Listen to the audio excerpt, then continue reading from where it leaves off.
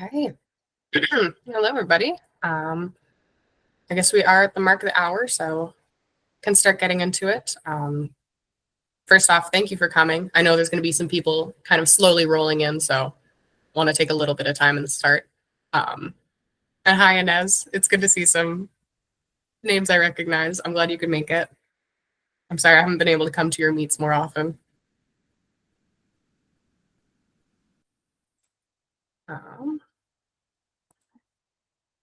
Okay, but I think we have quite a few people here already. I appreciate it. Let's just get started with the presentation for now. Okay, there we go. So yeah, this is going to be a class on color and light with a focus on environment design. That's just because in the next week, I'll be teaching a full 10-week course on environment design, and color and light plays a huge part in that. So this class is sort of a teaser for that full course. And if you enjoy it, I'll have the sign up available at the end. But otherwise, this is just going to be a nice introductory course for learning how to use color and accurate lighting in your pieces. So we're going to be going over some general rules of how light works in the natural world, as well as ways you can bend those rules and kind of use it to your own advantage to create focus and enhance the mood in your images. I'll just do a quick intro on, there we go. Just a quick intro to who I am. I am Donna. Hello. I graduated from MTM in 2023.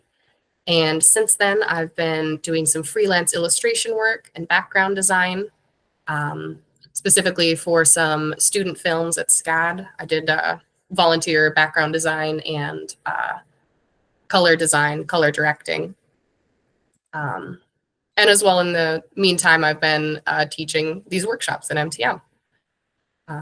As for future goals, I'm looking to do things like children's book illustration, background and visual development for animation, as well as tattooing.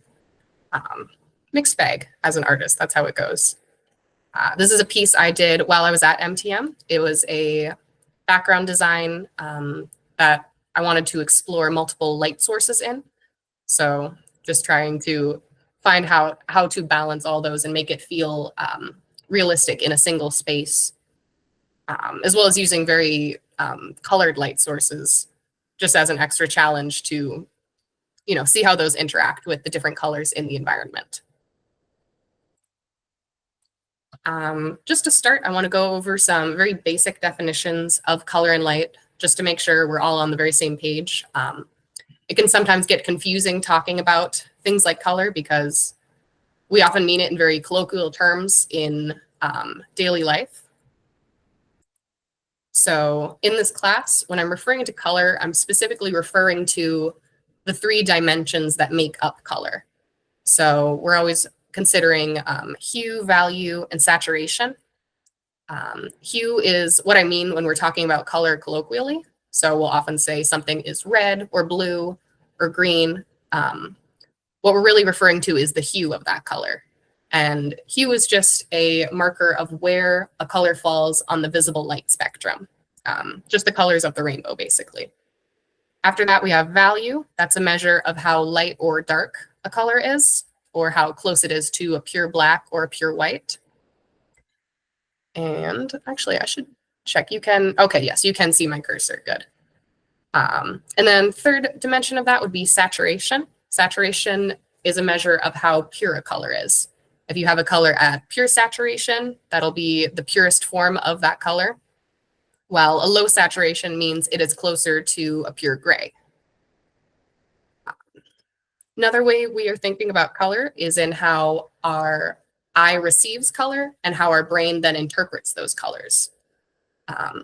So this is more so what your eye would perceive in the natural world. You're seeing lighting affecting the object, and you're getting all these different hues, different shades going on. You're getting these white highlights and these, dark bands of shadow, all these different forms. But your brain is able to interpret all that and understand that these aren't the actual local colors that you're seeing. Local color is sort of the idea of what color an object is. That's what we mean when we say an apple is red or grass is green. We're referring to the local color of it. And that can change, the perceived color can change depending on how the lighting is. Like, you see these whites, you see these darker greens. That's all because of the lighting. It seems simple or obvious to say, but obviously the apple isn't changing color. It's just the light is hitting the apple in different ways. But that's something we have to kind of reverse engineer. It seems so simple to us to say, well, of course it's a green apple. But to be able to render something like that from nothing, where you're just doing it on a 2D plane, that's where the real challenge comes in when you are working in color and light for, digital painting or traditional painting. And it gets particularly difficult when you're not working in such neutral lighting. This is a pretty neutral setup where you can see the lit area of the apple is pretty close to what we would call the local color of the apple.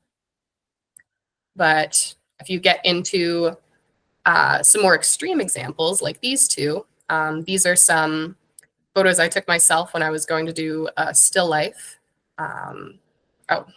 Actually have one of them with me still. I gave the others away, but it's just an example of how I would take reference images for something where I want to really capture or focus on the qualities of light. So here, these are just next to some neon signs. So you have this bright blue lighting and this really intense pink lighting.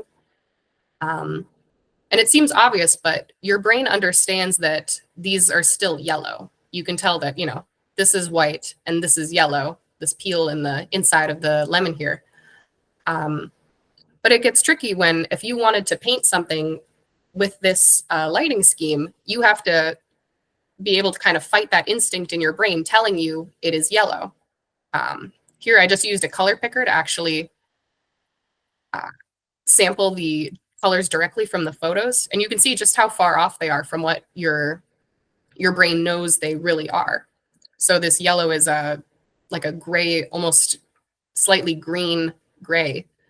And the white, it's even darker than my cursor, which is a light blue. So this is more of like a sky blue. Same thing over here. You have these kind of muted oranges, even though it feels very yellow when you look at it. But that's just because in comparison to the rest of the image, this is the yellowest thing on the screen.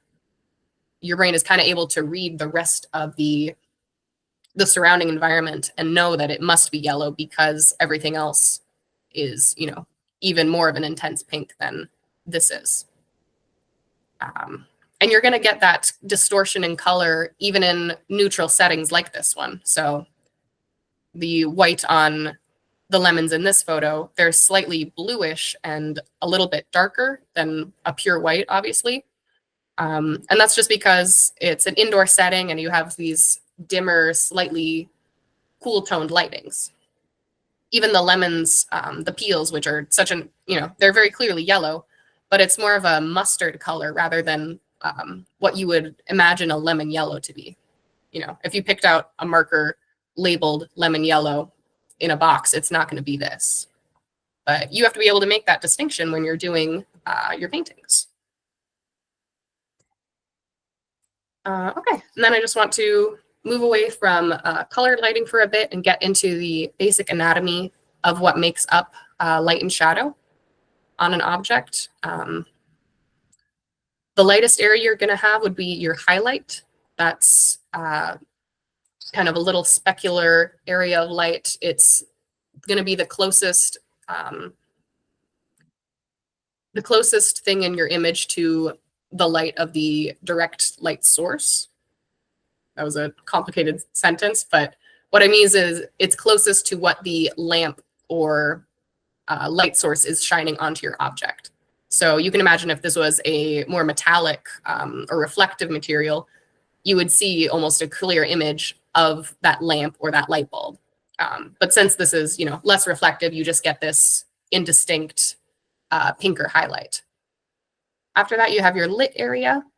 That's going to be the closest you have to local color. It's the easiest to see.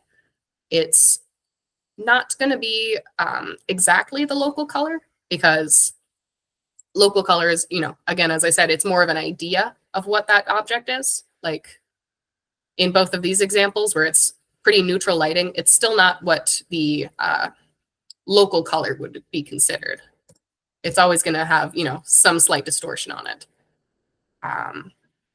After that, getting into the shadows, your core shadow is quite often on the edge here, and that's just because it's it's the darkest area, and it's not receiving as much ambient light from the environment, versus something like the area of bounce light in the shadow. One of the main principles to wrap your head around in rendering light is that everything is reflecting light. That's how you see anything, really. That's how it works within your eye. Light is hitting these objects. That light is then bouncing off of those objects and the environment surrounding and entering your eye. That's how vision works. But you imagine that light isn't just hitting your eye, it's hitting everything else in the environment. So you have the direct light coming down, hitting this ball as well as this whole table, and it's just bouncing up a small fraction of that light just all around it. So that's why you get this very light highlight in the shadow of the ball.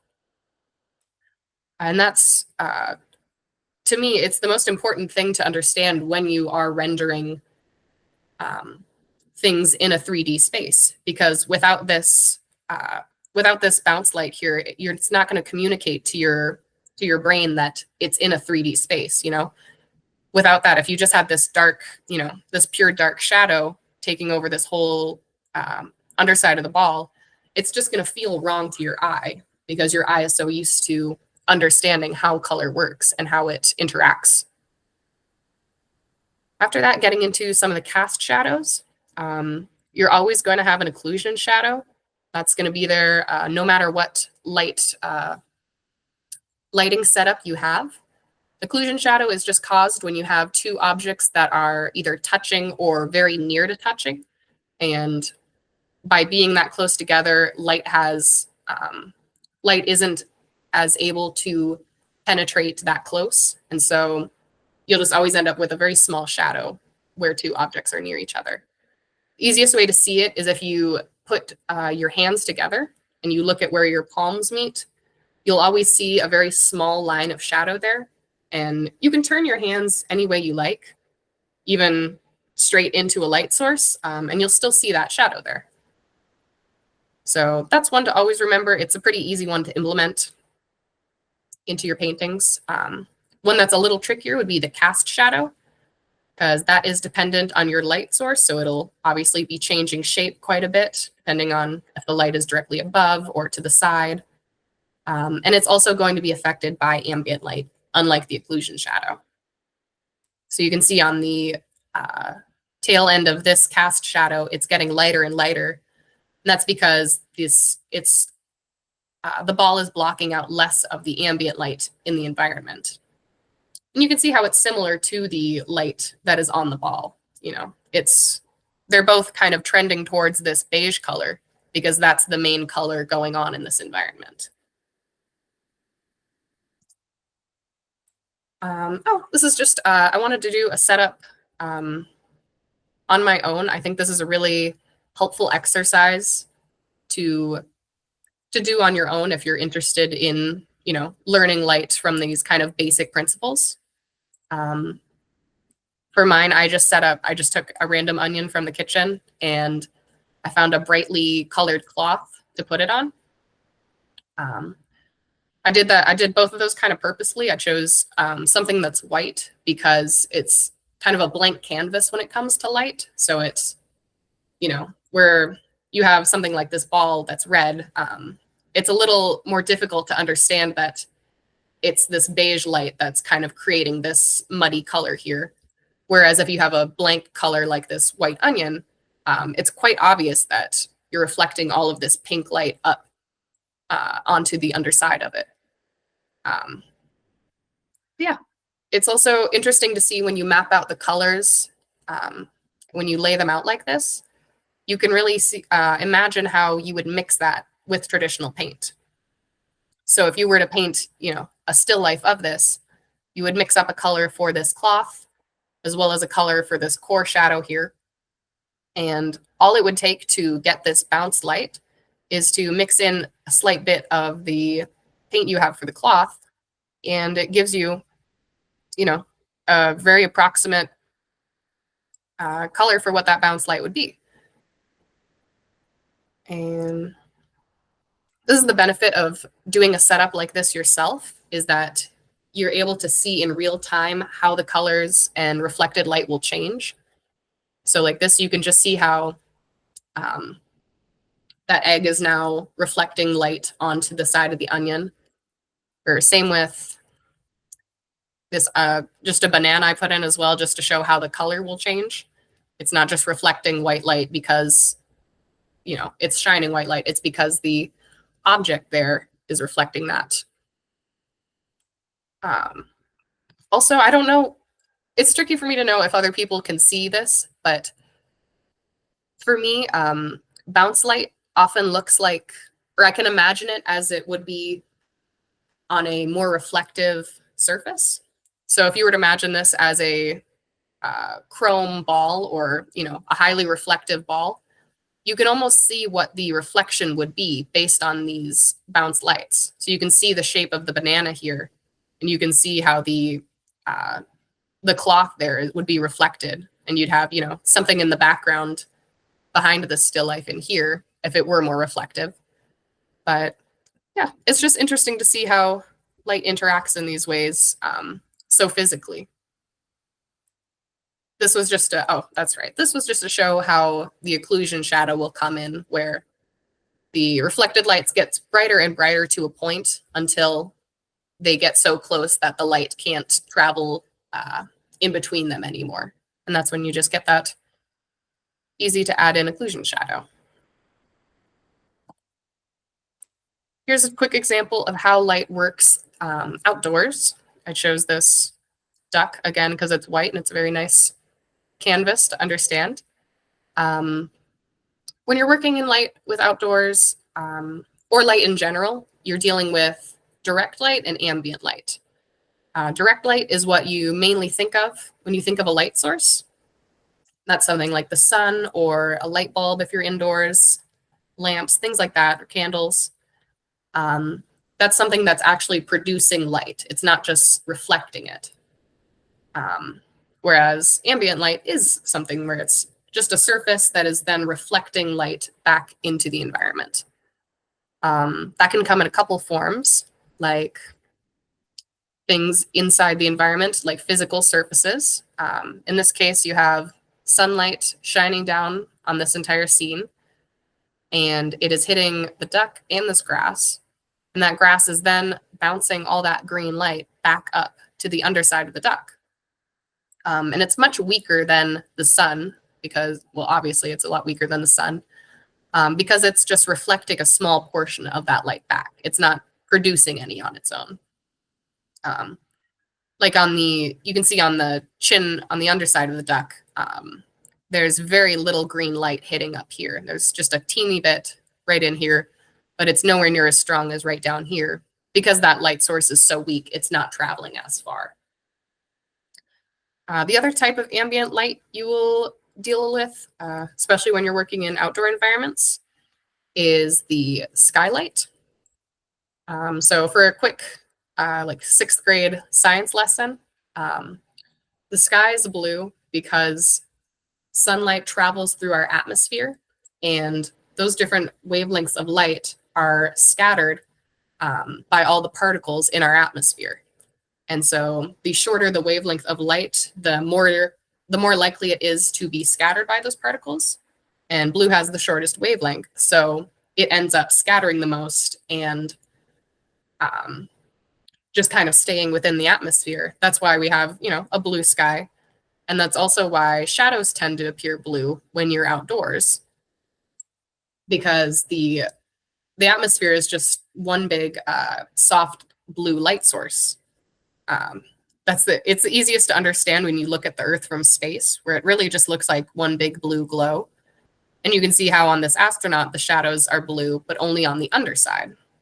Whereas on the duck, of course, the atmosphere is above. And so it's getting that blue light all from above. And again, it's, much softer than the sun.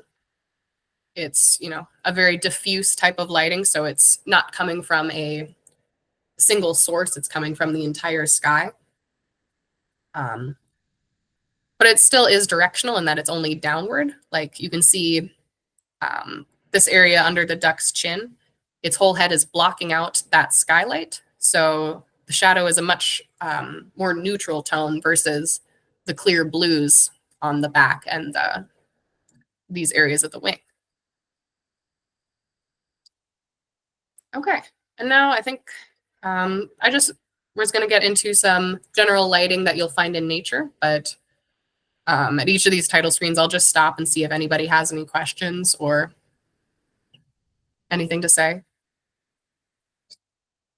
Oh yeah, Austin. You can type it out or unmute if you'd like. Hey there. Thanks a lot, Donna. Maybe you're going to cover this later, but is there a kind of like, I'm just sort of following along with the demo, trying to do my own quick sketch of it. And it came to like, I was just wondering, is there kind of like a bracketing that you do when it comes to the value that goes with these sort of reflections that are going on as well? Like because looking at it on the sphere, it was one thing, but then seeing with the grass and everything, and then the skylight kind of blending in with some of those, it got so complicated I never noticed it before. So, and then on top of that, there's the value itself of those different sort of tones that are going, different hues that are in there. So I'm just wondering, like, I guess obviously it's just like observation and stuff, but do you kind of have a rule of thumb for when you're dealing with when you're combining, observing these different reflected hues with the kind of values that go with them? And is that, I guess? Right. I think you kind of hit the nail on the head, where it is a lot of observation skills that you'll develop along the way. But there are those like general rules of thumb where I said like ambient light, it's always going to be dimmer than direct light. So that's one way you can start an image where you can just kind of understand where the light sources are and say, okay, well, this is direct light and underneath this is some ambient light. So, I'm going to choose something that's slightly darker, but you just have to kind of take a guess at it. I'll go over that as well. I'll be doing a demo at the end and also just walking through like step-by-step photos of how I do studies from life. But yeah, a lot of it is just learning how to make those observations. Oh, Shadi. Yeah, one more. I didn't see the name, sorry. Hi, yeah, Shadi. Right. Okay, Shadi. Yeah, I have a question. You talked about the direct light and the ambient light. When you start painting, you start with the direct or with the ambient light, or doesn't matter? I usually start, and I think most people start with that direct light because all that ambient light is then coming from that direct light. So it's going to be more dependent on that. Direct light is also just the most noticeable in an image. So yeah, in general, I'll start with direct light. Yeah, thank you. For sure. Okay, I think I'll just continue on. This is going to be different lighting setups in nature, and it's, I think particularly this section is useful for environment design because you're dealing with so many outdoor settings, different exteriors, and even with interiors, you're always going to have windows in play. Yeah. Default setting for lighting for me, or for outdoors, would be daylight. That's when the sun is higher in the sky, and you're getting a very neutral kind of lighting from the sun. Anything you see during daylight is going to be pretty close to what the local colors would be. So like I was talking about before with those lemons, if you have a very colored light, it's much further from what you know that actual object to be. Whereas in this daylight, you have very neutral white light, and it's pretty representative. You know, you can tell that this house is white, and the color that it's painted is also pretty close to white. Other things. Oh, one sec. Yes, Chana.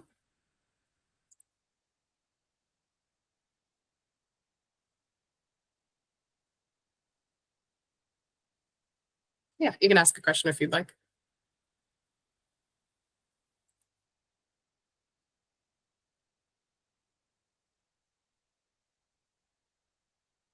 Okay. Maybe if you want to type it out. I'm not sure. Oh, and that's a good point, Melody. Your process can depend a lot on if you're doing something like traditional versus digital. I'm very biased towards digital. That's what I work on most. But yeah, if you're working in something like a traditional medium. Oh, you do too? Oh, okay. Okay. Just to me, that sounded like I used to do watercolor, and that's, you know, that's all, you always have to work light to dark with watercolor because it's, you know, translucent. Okay. Yeah. And to you, the building seems a little yellow, and I'd agree with that. It's kind of a slightly warm light, especially on this lit side here. It's also a little biased towards warmth because you have these slightly browner or beige tones poking through. And so that kind of gives the whole side of the building a more warm appearance. Same with these really light pink tones. And that's something I'll get into as well. That would be something like warm, cool contrast or color harmony.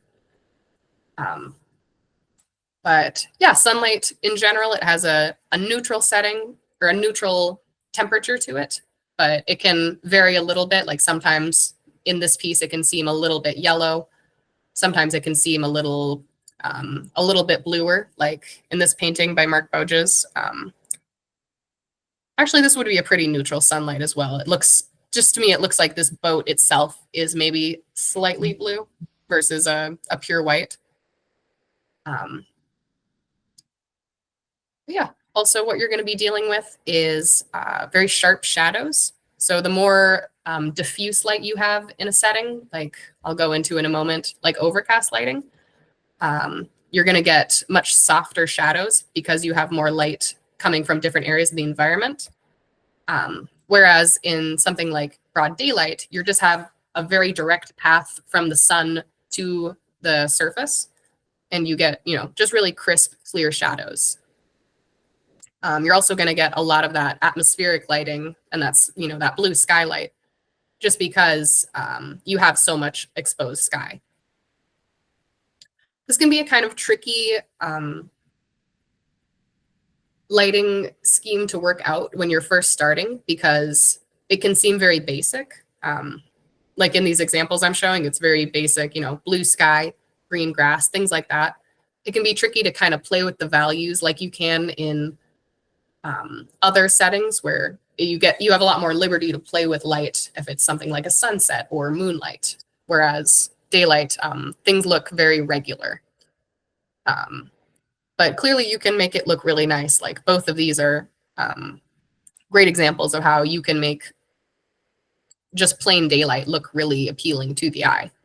You can do a lot of that with things like cast shadows. Like both of these are using some really interesting colors in their cast shadows, and that really bright blue from the skylight. Okay, and now I'll show you overcast lighting. This is when, rather than having clear skies, you have a lot of cloud cover. Just how the atmosphere, the particles in the atmosphere will scatter light. Cloud cover will do that to an even more extreme degree because it's much thicker than the atmosphere, of course. So instead of getting that blue light from the sky, you're now getting a very kind of toned down gray or very dim white light from the sky.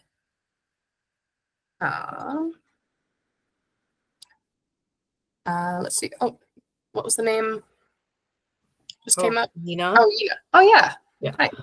I have a question. So I'm hearing a lot of kind of conflicting facts about like which kind of lighting setting shows the local colors the most, and I often hear that overcast light shows local colors the most. So in that case, based on like a lot of kind of observations that I've seen between sunlight versus local light, it appears that sunlight, like white, bright sunlight, brightens, saturates, and also increases value of local color. Would you say that's true? Or do local colors show most under like bright sunlight? It's tricky because it can change so much. Even something like daylight, it really is dependent on so many environmental factors. Like you can have days where the sun feels like a much more yellow light, some days where it is a little overcast and you do get more of like a bluish light. So I'm not sure which would be more accurate. I think it's somewhere in between still. Like in the two examples that are on the screen right now, you have some very overcast lighting on this, and it kind of grays the whole thing out. It's hard to say what the actual local color is because it's more of a concept versus an actual color that you could kind of pinpoint or test. But I would agree that softer light does generally give you something a bit closer to local color. Like with these oranges, you can see, the one on the right, you have more area on the orange that seems like it would be the right color. Whereas if you have a harder light, you get more of that light or that highlight, you get more of that shadow. I don't know if that answers it all. I'm just kind of agreeing with you. Oh, I'm okay. like, I'm also not sure. Yeah, I'm not really sure either. But yeah, that doesn't get us anywhere, but it's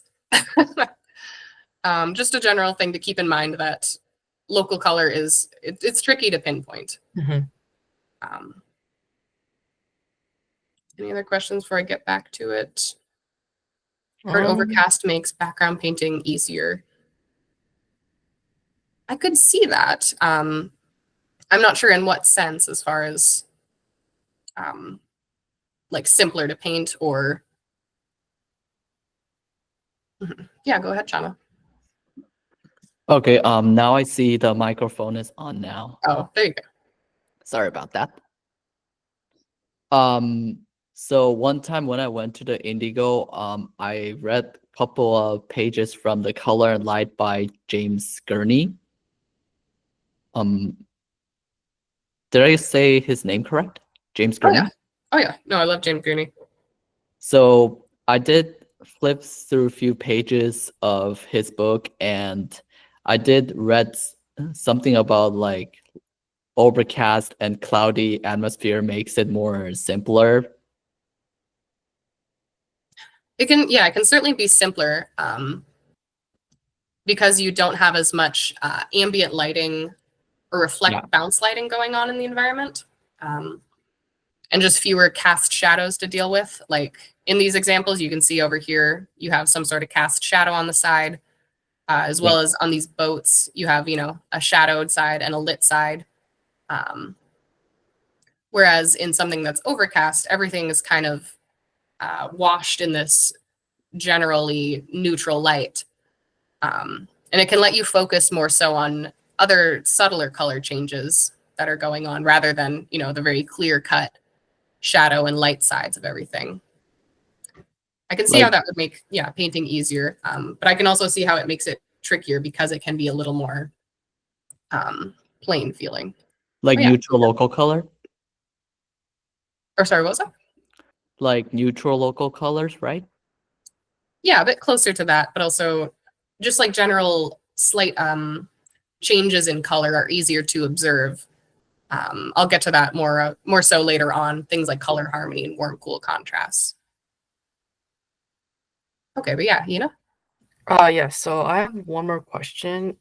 So you mentioned that sunlight is white light, and it can like change a lot depending on different factors. So for like the right image, I heard that like sunlight during like the earlier times of the day, it's like pure white, but like as it gets closer to like sunset, it starts to turn kind of orange. And I can see that in the right image, like the building is like orange, and I'm guessing like the local color of the building is more like a neutral gray.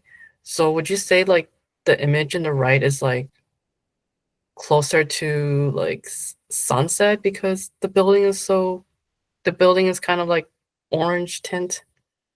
I would definitely, I would say it's not near sunset because you can see just how blue the sky is and how bright out it is. But it's definitely trending towards something like sunset. Mhm. And that's where I mean, where you can still have daylight, but it can still have like a slight temperature to it, like this, where it has, that slight warm cast to it. And that'll be the next slide. I'll get to sunsets in just a moment. Those are also interesting. Mhm. Yeah, after that, here's just some examples of how you can make overcast lighting work. I think often when you start out, overcast lighting, it can be easy to put down on paper in a sense where you can see the colors easily, but it can be difficult to make look appealing because it is so gray and you don't have the interest that you get in those clear lit and shadowed sides of your environment. But here's 3 artists doing some really good interpretations of that. This one in the bottom left is a really nice way to add a lot of like moodiness to it, where he's using all these darker values. He's taking the whole image and darkening it down compared to something more realistic like this image. You can also imagine it could be a bit later in the day or something like that, but it's still that, hazy overcast lighting. As well as bringing a lot of interest to the character here because the background is so plain and so muted. The image still works because you have this interesting character right in here. Another more realistic take on it would be this painting. This is a great way of, or a great example of how it looks very real to overcast lighting, but it still has a sort of refinedness to it that can be difficult when you're trying to imitate it yourself, especially when you're first starting out. At least for myself personally, I've struggled a lot with painting in overcast lighting and making that more appealing. But this artist is able to do it. He's got these very like airy brush strokes and these, very impressionist or very soft trees in the background that give it a very light, almost like foggy feeling to the whole painting. And just another example, it can be tricky with overcast lighting in that the values are very squashed, where you don't have these darks and these lights to give you that interest. So instead, this artist just took this whole castle here and set it against a very light sky. So you do get that interplay of light and dark contrast. But he's still able to keep it in that overcast lighting despite that. Okay, now I'll get into sunsets and sunrises. This is everybody's favorite, I think. Going back to that little science lesson, when the sun is traveling through the atmosphere, or when it is midday, it's traveling through the atmosphere with the least length. I don't know how to phrase it, but it's traveling through the atmosphere the least. So it has the shortest path straight to the surface. That's when you get some blue light scattered into the atmosphere, but the rest of the light spectrum is generally reaching the surface. Whereas if you're looking at the sun from the horizon, it's traveling through a greater length of atmosphere, and you just get that scattering effect amplified. So that blue light is still scattering, but it's scattering to the point that you're not even seeing it. And instead you get the longer wavelengths of light, like yellow, like orange, and like red, scattering into the atmosphere and lighting it up those colors.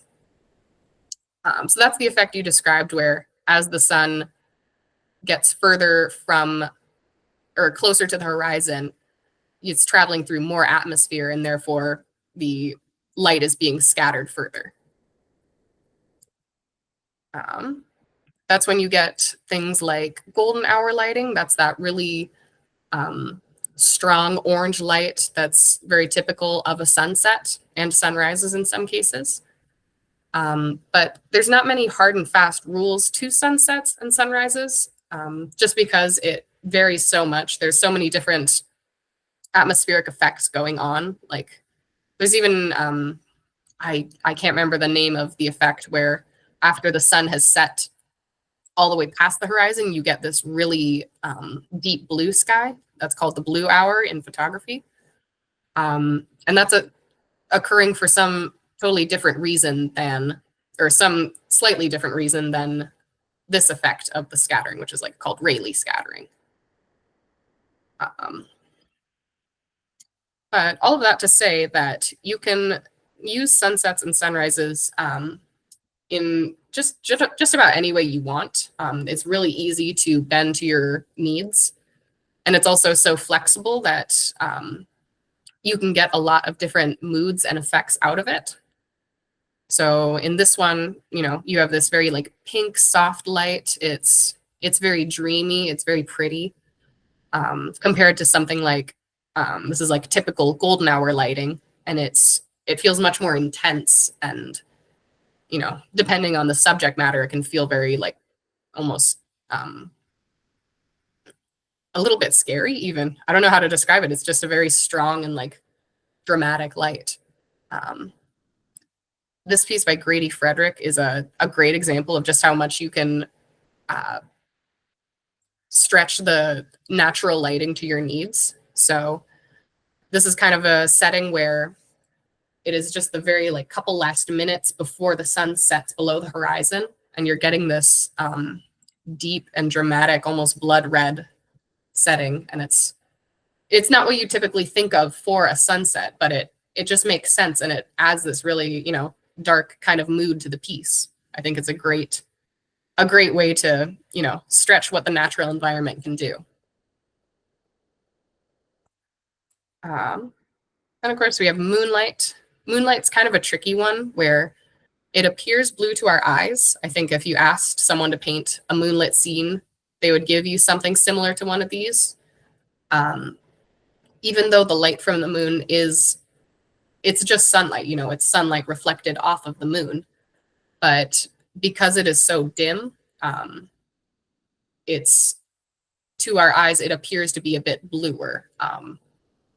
It's really hard to try and explain these concepts without knowing the deep science behind it, but you don't really need to know that other than to, you don't need to know the exact science behind it to be able to recreate these effects.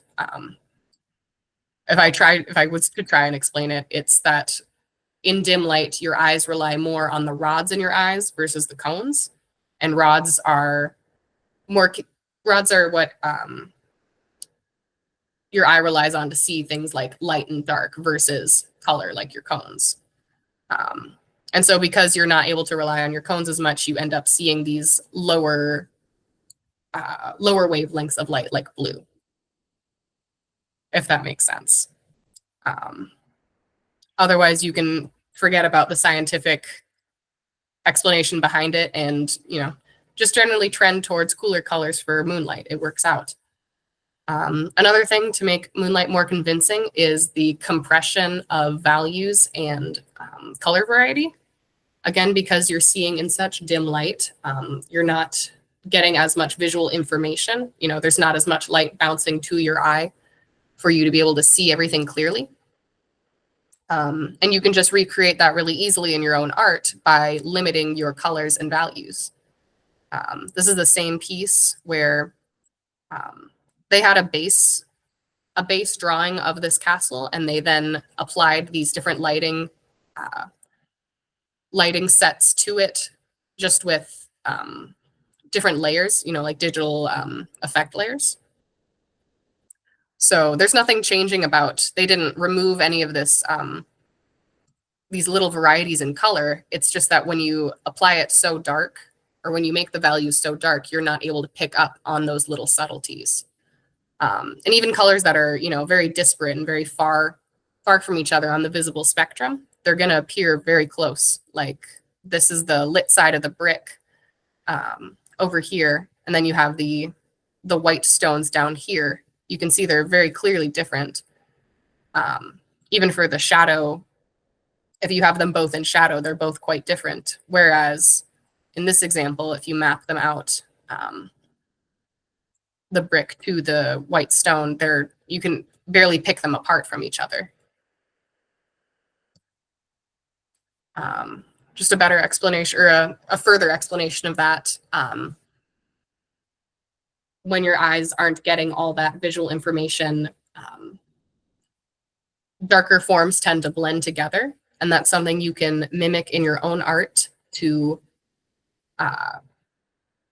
just kind of better mimic the experience of seeing in dim light.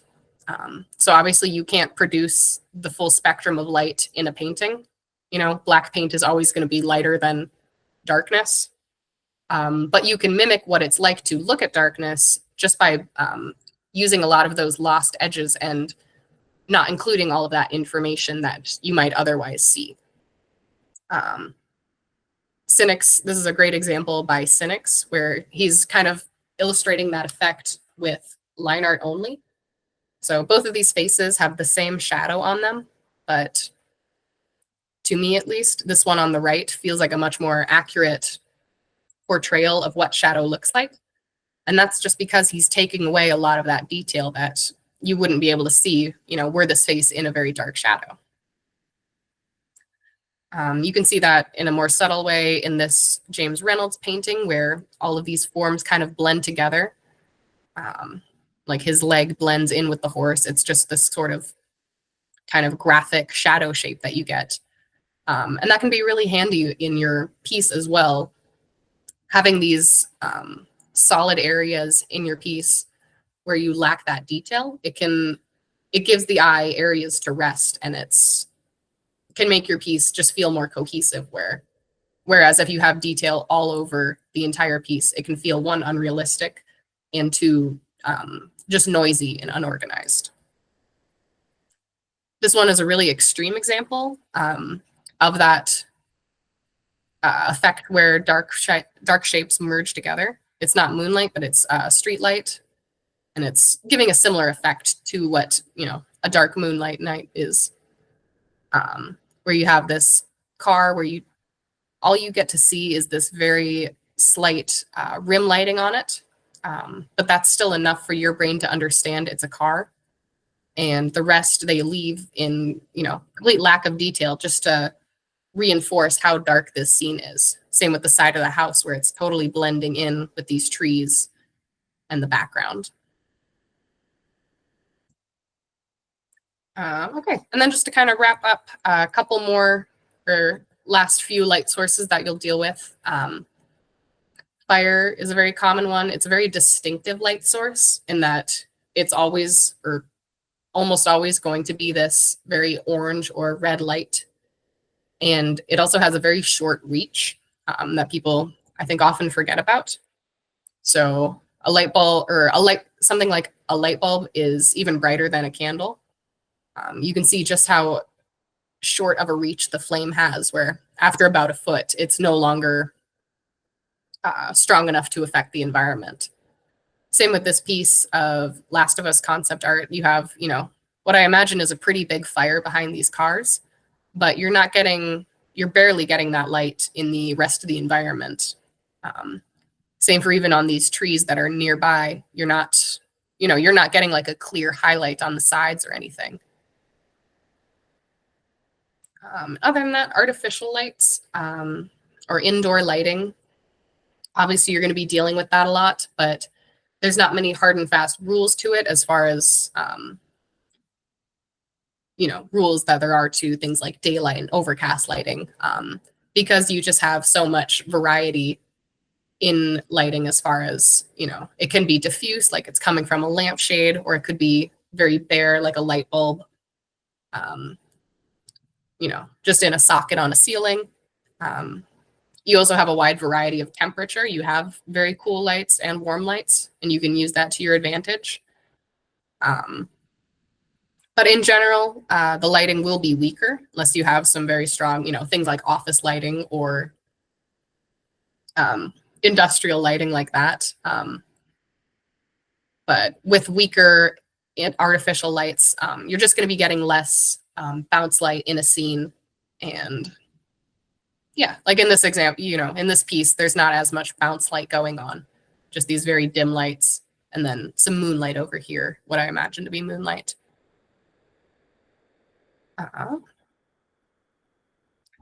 Okay. Any questions before we go to the next section?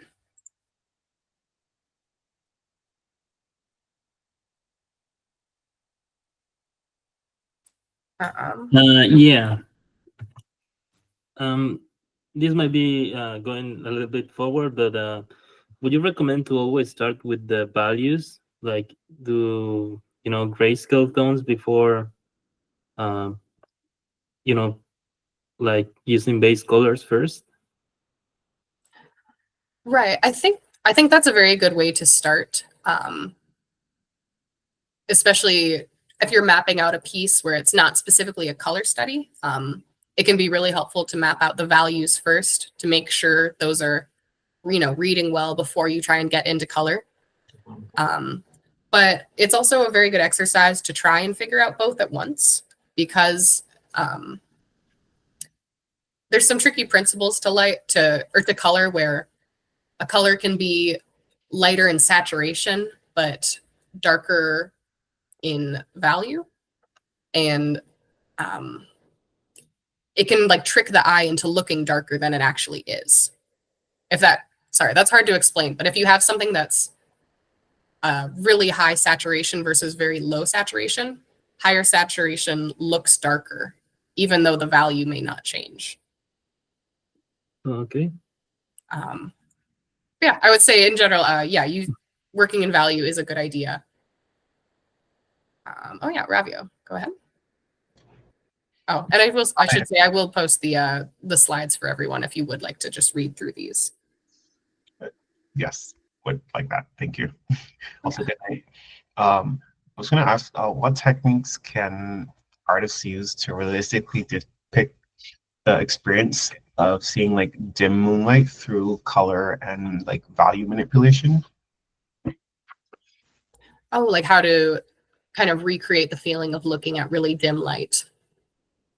I think that's the same as the idea behind painting moonlight. Like these examples, they're kind of just applying to low light in general.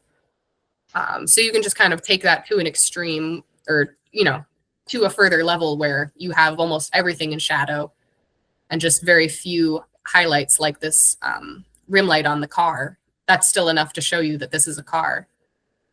But yeah, and generally just trending towards cooler colors. That happens with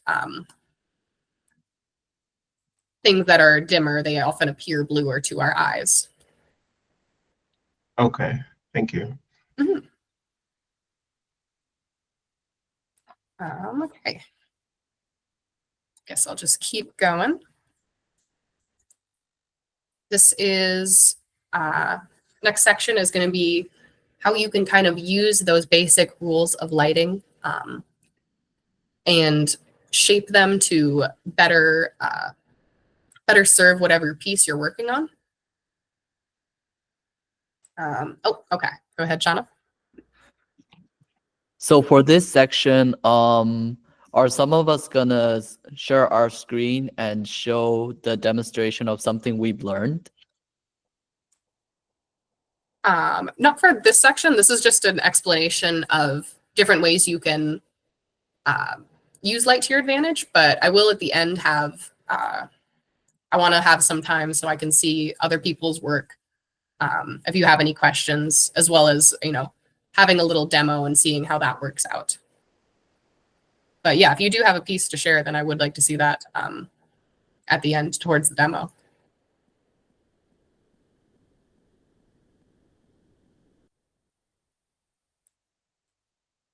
Okay, let's go into it.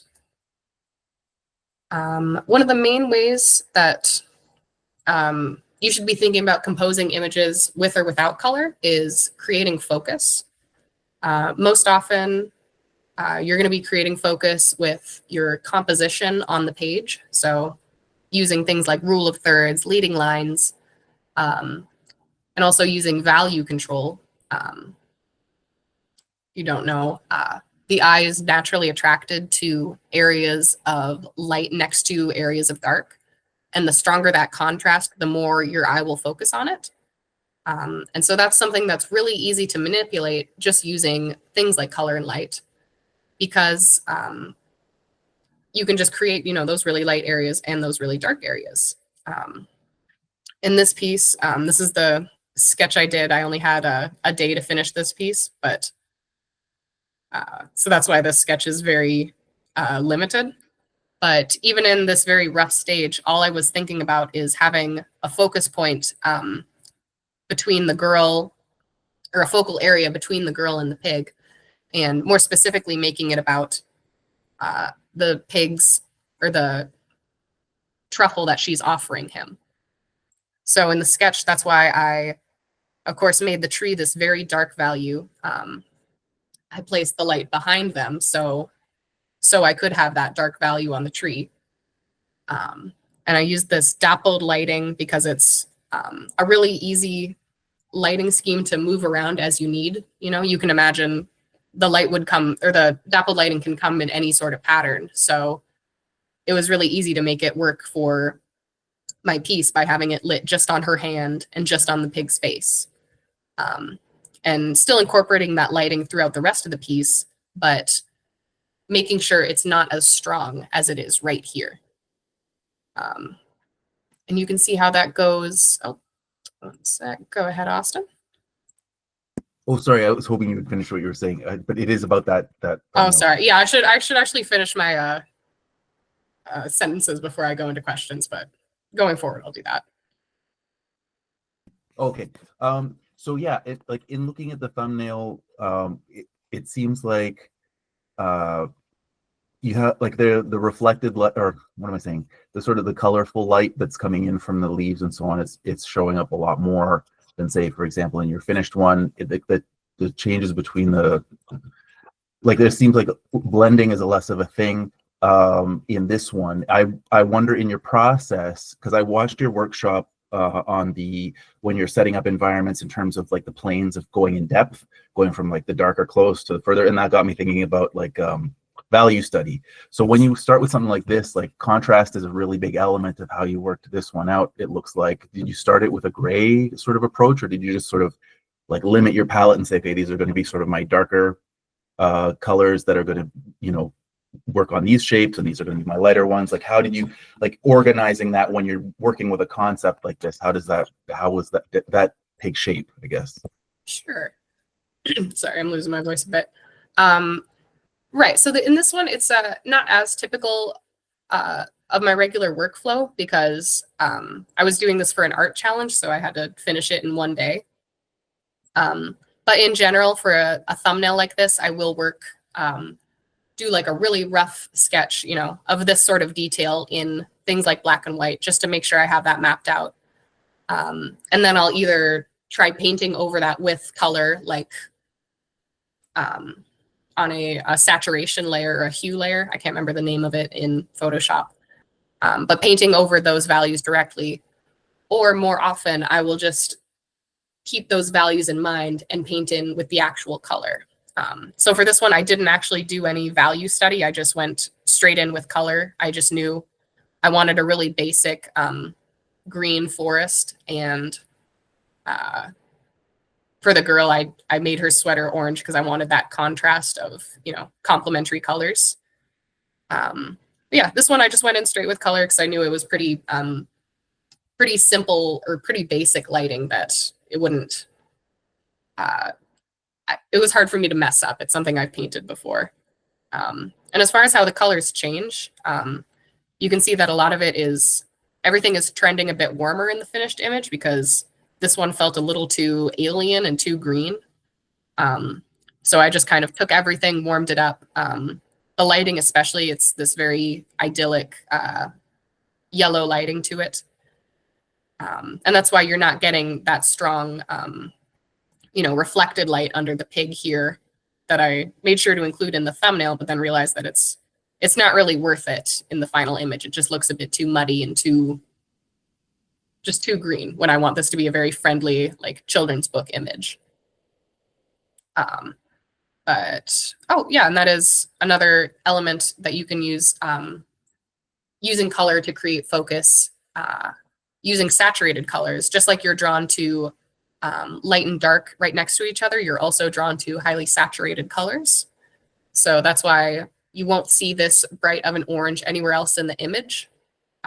You will see it throughout the rest in very, in subtler ways, like all these different brown tones. That just makes it so that she doesn't feel so out of place and so kind of forced into the image, where you can imagine if the entire image was all these green tones and then one bright orange sweater, it would feel a little fake. But you can just kind of weave colors together like that. And, as long as you're keeping your focal area in mind and making sure you have your priorities right, it'll come together. Like, I remember when I was doing this image, I originally had these mushrooms as like a light white, and it stood out too much compared to, the white here, where I don't want anyone focusing in these peripheral areas. So I changed them to this kind of brownish color. Another thing that I changed, I had too much light here on the pig's face, where I didn't want it to be so clear that I want you to look at the pig. I wanted it to focus more so on this interaction right here. So that's why I really toned down the lights coming across his face. Because otherwise, if you had, a big patch of light right there, along with the little eyes and everything, it would be a little too focused, where I wanted to keep it over here instead. Here's some other artists using light and color to create sort of like softer focuses in their environments. When you're working in something like, just a pure environment design rather than a finished illustration like this, you don't need to have as strong a focus, and often you don't want to have as strong of a focus because you're just trying to illustrate what this place is going to look like. Or, if it's something like concept art, you want to just give an impression of an area so you could hand it off to 3D modelers or something like that. But it's generally good practice to have a little bit of focus, just because it, in general, we always want a well-composed image, even if it's not meant to be a final piece. These are both nice examples of that, where in this piece, they have this light pooling in the center, and it's just draws your eye into here really nicely and keeps you from looking at areas that you don't need to focus on. It just gives, it lets you know that this is a wider area, but it gives you something to focus on, as well as these little characters. That helps, of course. This one is really interesting because the lighting is what I would call very convenient. So you can see that it's some sort of stormy or overcast sky, but you have this direct sunlight shining on this field and the peak of the mountain. And it, it feels right. Nothing feels like it's off in the image, but it is very convenient is the only word I can really think of to describe it, where, it just so happens that the light is falling in these areas to make it an compelling image. But it still works because the artist is following all the proper rules of rendering light and, painting the environment out. So everything feels correct. It just feels like, like if this was something like a photograph, it would feel like the photographer just got really lucky with some really nice lighting.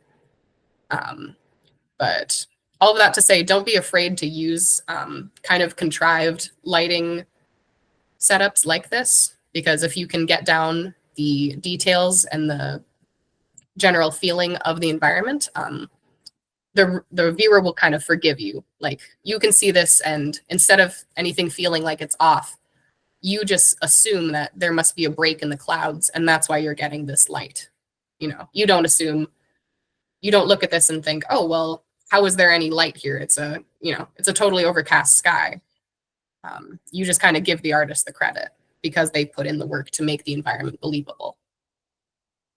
One more example of a way you can create a soft area of focus in an environment. This is a background for Hades, the game.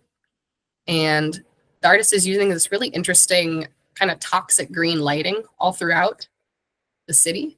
But she's very purposefully not using it, over the entire image, where she could have used it in this background over here. She could have used it in this building in the foreground.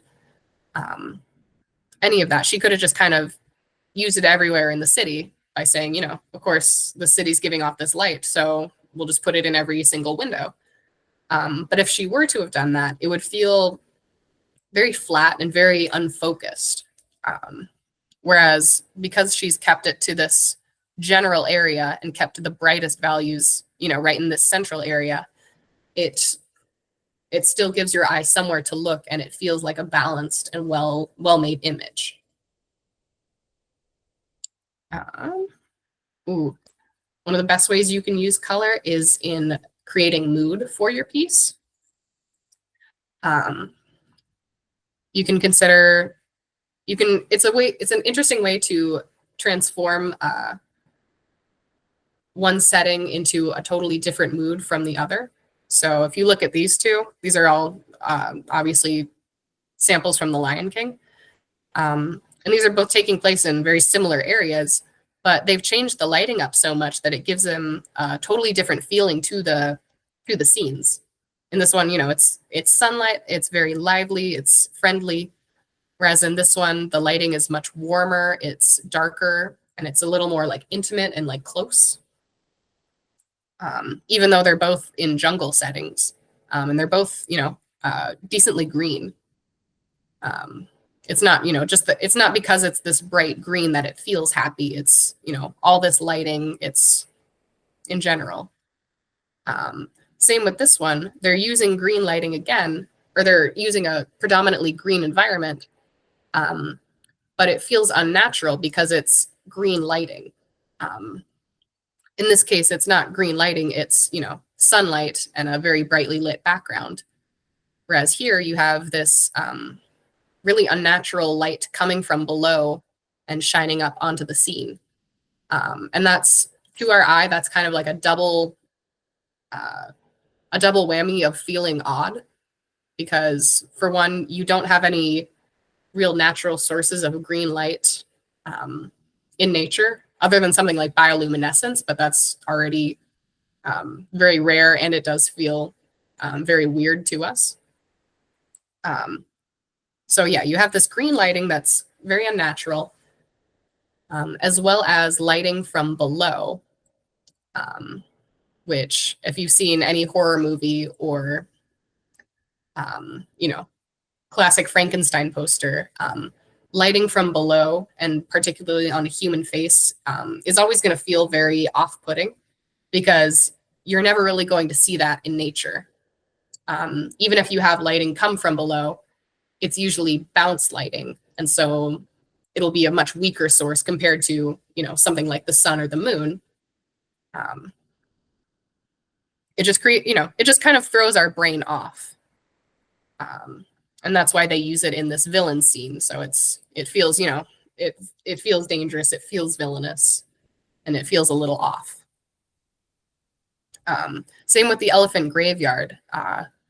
This is a really interesting lighting scheme to me because it's so, once you actually start to look at the lighting, it's very clearly unnatural, even though it's very subtle. It's not like this bright green, it's this muted sort of magenta hue. And it just gives it that sort of ominous, off-putting feel, befitting of the setting. That's what they're going for. And so that's why they very clearly chose this, this very strange pink lighting. Even though the environment itself isn't really saying, you could see this working if it was like a sunset and you had like a beautiful sky behind you. Then it may not feel so creepy. But because they have, a dark, cloudy sky and this, almost like stage lighting, pink lighting, it really gets the mood across. And also to compare the intensity, this is a much more subdued scene. And so that's why the lighting is a lot just subtler versus something like the villain scene, or if you remember the ending scene where it has all the fire, the ending in The Lion King where it's all those flames and it's, very intense, bright red lighting. Completely different to this very soft lighting where it's, a much quieter scene. Continuing that, if you've ever seen color keys, they are a way of telling the story just using color and lighting. So it's a process in animation where sort of like storyboarding, where you plan out every scene in a movie. You will similarly plan out each scene, but planning it out just in the colors. So you're deciding, how these scenes are meant to look in light and color, and how that is able to tell the story in its own way. You don't have to have seen Finding Nemo to get the impression that these color keys are trying to give you. My favorite example is this sequence in the middle with all this red lighting. It starts out, very subdued with, just some very simple lighting. And as the scene goes on, the lighting gets more intense and more intimidating until you get to, sort of the climax of these scenes where you have these really sharp shadows and intense red lighting. And again, you're getting that off-putting, lighting from below where it signals to your brain that something isn't normal. And yeah, they're accomplishing all of this just with color and, using it in subtle ways, building up to things. Same with the jellyfish scene over here. They could have chosen any color for the jellyfish, but they very purposely chose this sort of dreamy magenta or purple to give it that otherworldly feeling. And you can see again how they kind of build up to that, where it starts out as a normal scene, and then that, just as that color is coming in and that very otherworldly sort of like diffuse pink lighting all comes in, and it culminates in this, this scene in the movie.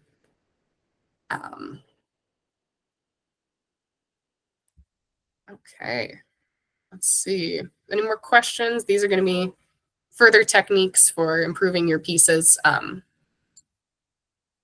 But before we get into that, anything else?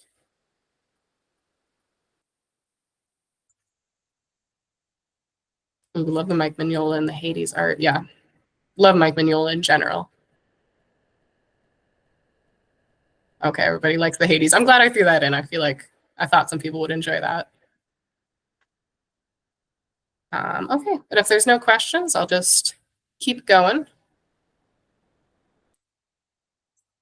Yeah, I was just saying, these are some more techniques to kind of make color and light your own in a way to kind of like stylize it.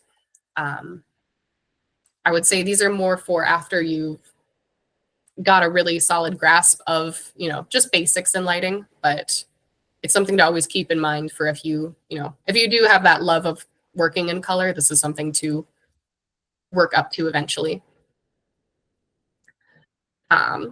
So one of my favorite ways to work in color is with exaggeration. Just like you can take the features of a regular person and kind of exaggerate those, whether that be like a caricature, or it could be, your own style where you have a certain way you stylize people or places. You can do the same thing with lighting. Lin Chen is a great person to look at for something like that. She uses very standard lighting setups with, direct sunlight and skylight from, this blue skylight. And she can take something like this image where I don't know what she was using for reference, but this is pretty close. And she can, you know, just really turn everything up to 11 on the colors, and just give it this really like idealized feeling where nothing about it feels super unrealistic. It's just that she's just really exaggerating all the effects of the light. Here's some more examples of how people exaggerate lighting in their own styles. Again, Lin Chen, you just have that quintessential, you know, sunny day and these really, really blue skylights in all of her shadows. Where you could compare that to something done by Elio or Elioli Art. I always am bad at pronouncing their name. They're doing kind of the exact opposite, where instead of exaggerating the natural light, they're kind of reversing it. So you have this, you know, off-putting or like interesting blue light going on and these really warm shadows, which you don't see really in the natural, in something like an outdoor scene. So it gives it a very kind of dreamy or like fairy tale feel to their art. But it still works because they're still following all those principles of light. So like you have this very blue light source casting a blue light. And then instead you just get these warm shadows. And it still works, you know, all the principles are there. These are two Impressionist painters. To me, Impressionism is in a way just a caricature of light. I mean that in the most loving way, not in a caricature in a bad way. And these are two different takes on it. This one by Alson Clark. He's taking all of his shadows and bringing up the value and also really turning up the saturation, kind of like how Lin Chen is doing with skylighting.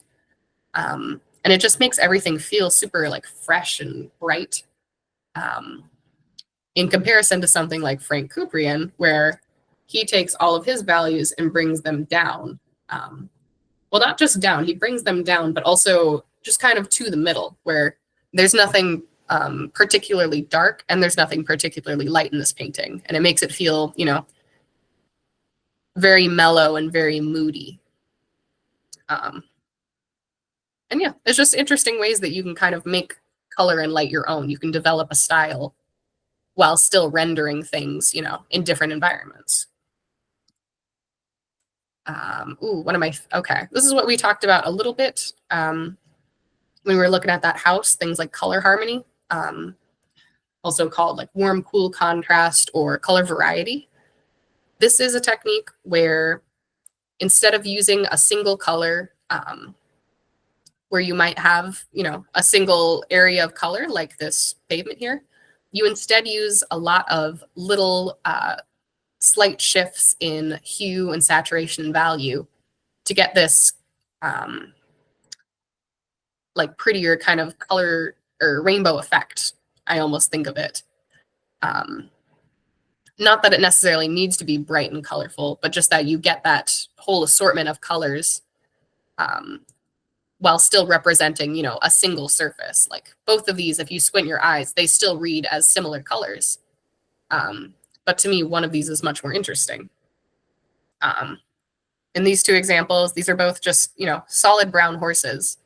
But in this one, the artist is using, it looks to me like no color harmony at all, where if it's in shadow, it's just that same brown, other than you do have these slightly darker areas, but that's just kind of illustrating shadow more so. It's not, you know, just differences in color. Same with the lit area on here. It's just one solid shade of yellow.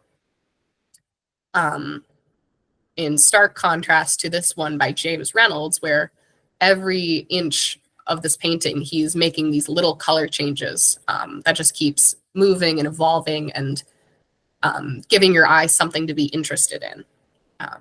He's even going extra far in some areas with this, you know, this teal on the horse, or this really dark blue in the shadow. Same over here. And it's not, you know, it's, you can tell that it's, the horse isn't blue, if that makes sense. You know, there's not, these colors aren't the color of the actual horse, It's just more of stylization and an interpretation of color that to me is more appealing to the eye. It can take something from being very, plain and brown to something that's actually interesting to look at, even if the subject matter isn't that interesting. Just like this example, here's a image from Google Street View versus a very similar image painted by Angela Sung. Both of them, the subject matter is very boring. The lighting isn't all that interesting either. Well, in Angela's, it is a bit more so because she has, some light, interesting light going on here as well as over in the very background. But in general, like in this entire area, there's nothing that interesting going on in either of these images. But Angela is able to keep it interesting because of all the color harmony and those little temperature changes that she has going on in this piece. If you zoom in to this very low quality crop of her image, you can see just how much the colors change in a single color, if that makes sense, where, these lines are meant to be the same color. It's just the painted sidewalk on the street. But she's using, pinks and dark greens and all these grays and yellows just to represent one color. And it works, it all reads together, and it just, to me, it mimics the intricacy of what you're seeing in real life, where a photo can't really capture that unless you have a really good camera and you're good at photo editing.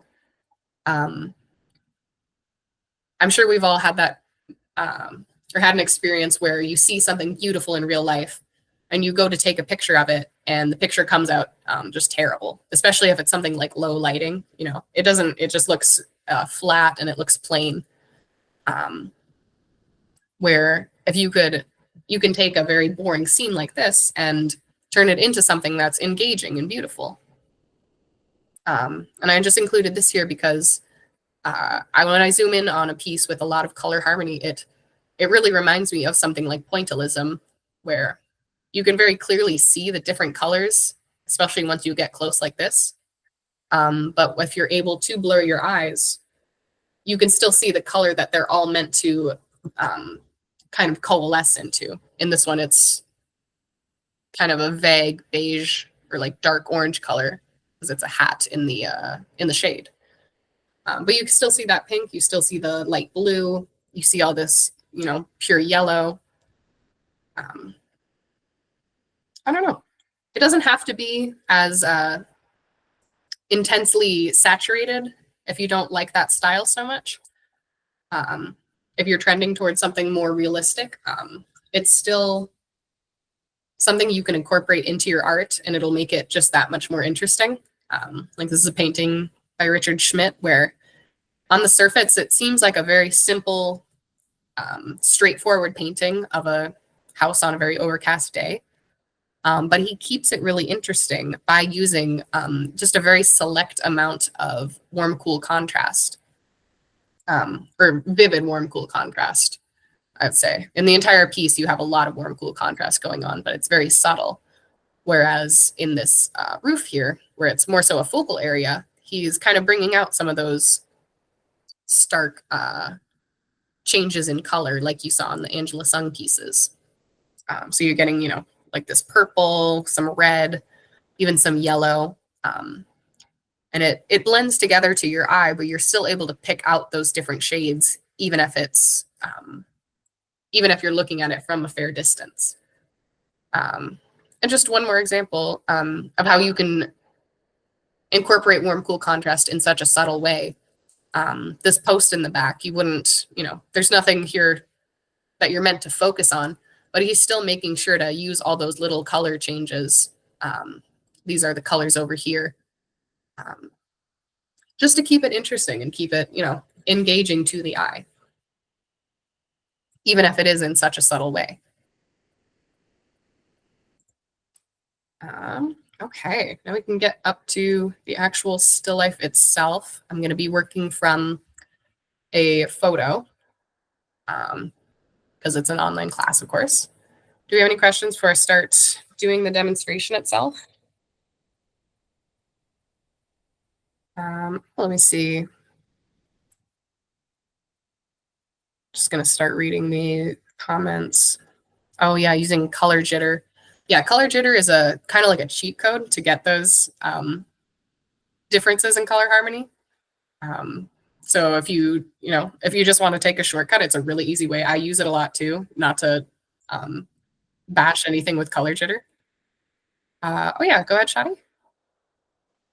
Yeah, if you decide to use the warm cool contrast, now you have all of these colors. They must be at the same level of saturation and value, or not? Generally you want to keep it close. Okay.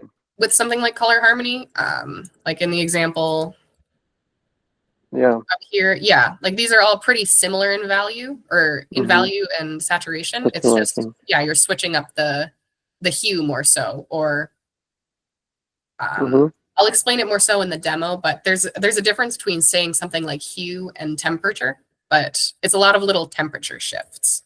Yeah, I see. Okay, but I'll get to that. As far as any other comments, is there a way to come up with these colors? There's some bases for how you can come up with these colors. Like with the roof example, it's a green roof, and I'm sure he's using that purple because it's close to like a complementary of green. Same with the red, that's a pure complementary of green. So having those two completely opposite hues next to each other, it kind of makes it kind of dance around in your eye. I don't know how to better phrase it. But if there are rules to coming up with color harmony, I don't know them. I just know that it's very easy to lay down colors and see what appeals to you, if that makes sense.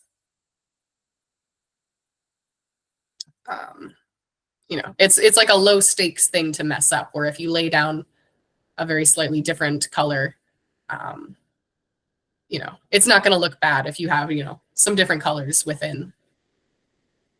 Sorry, I'm losing my my train of thought when I'm trying to read comments as well. Yeah, go ahead, Rafa.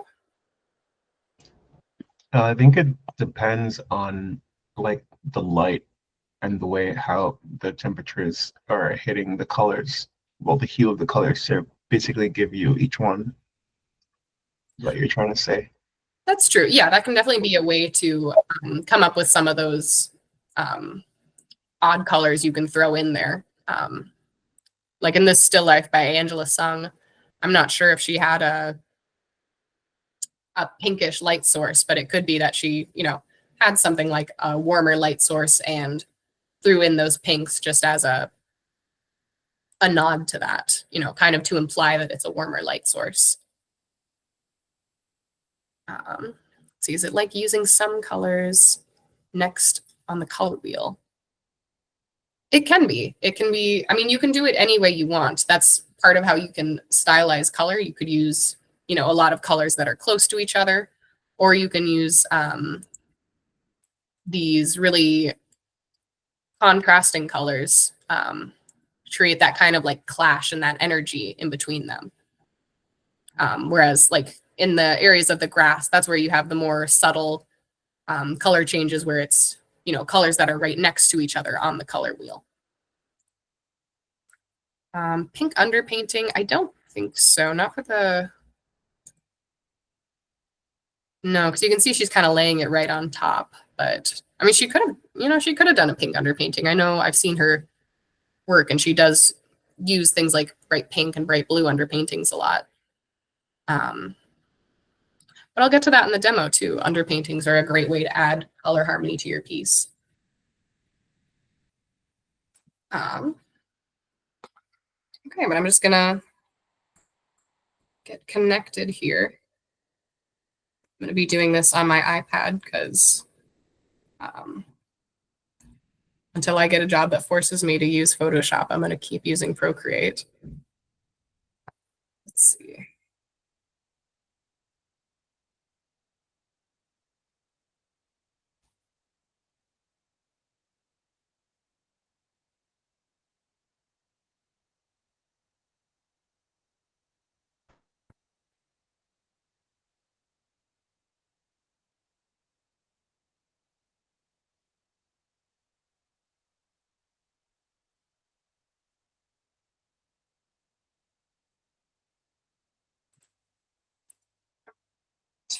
Okay, so now, yeah, make sure I don't have any microphone feedback. I think we're good.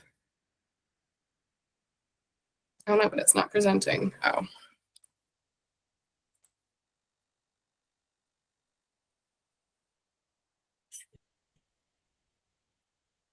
Let's see.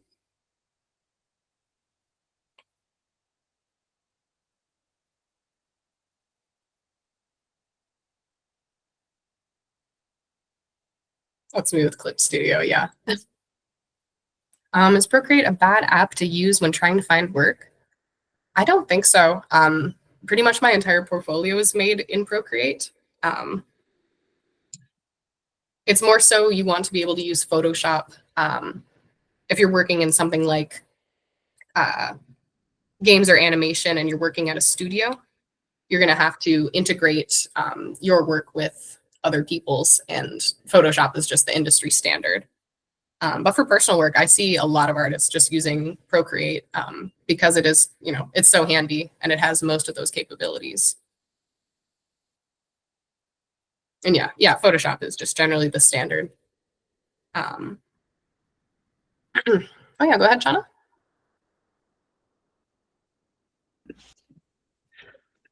I know I mainly use Photoshop, but I do use like Procreate like rarely time to time. So for Procreate users, which brush would you recommend for those who are studying color and light? I don't have any specific brushes to recommend because I buy a lot of brushes and then I forget where they come from.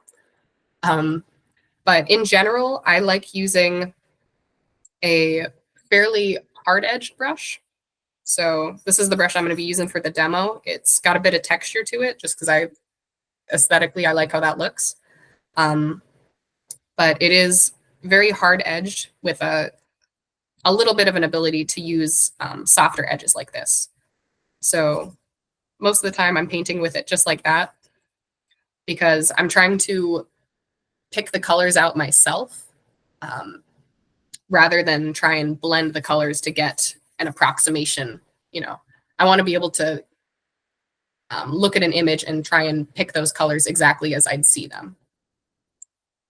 It's more so like a mental exercise, if that makes sense. But yeah, for the study or the demo itself, I have a folder that I'll share with you right now of some different resources. Let's see, do I have that copied still? Too.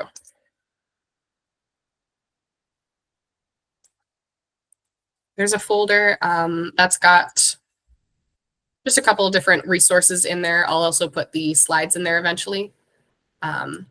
But you'll find a folder with reference photos, and that's just some general ideas for some simple still life subjects, especially like a lot of fruit, a lot of vases, things like that, where they have some pretty clear examples of bounce light on them. I think that's one of the main things you want to, or I want us to focus on for this piece. So yeah, you can pick from there, and I'll do the demo now, but just trying to do a general study of how to see those colors and how to compare colors against other colors. So for this one, I just picked one of the pieces. Oh, that was a weird. Okay, I don't know if it glitched visually for anybody else, but let's hope it doesn't keep doing that. I just picked one of the images. It's a very neutral background, and I just thought that would make a decent demo.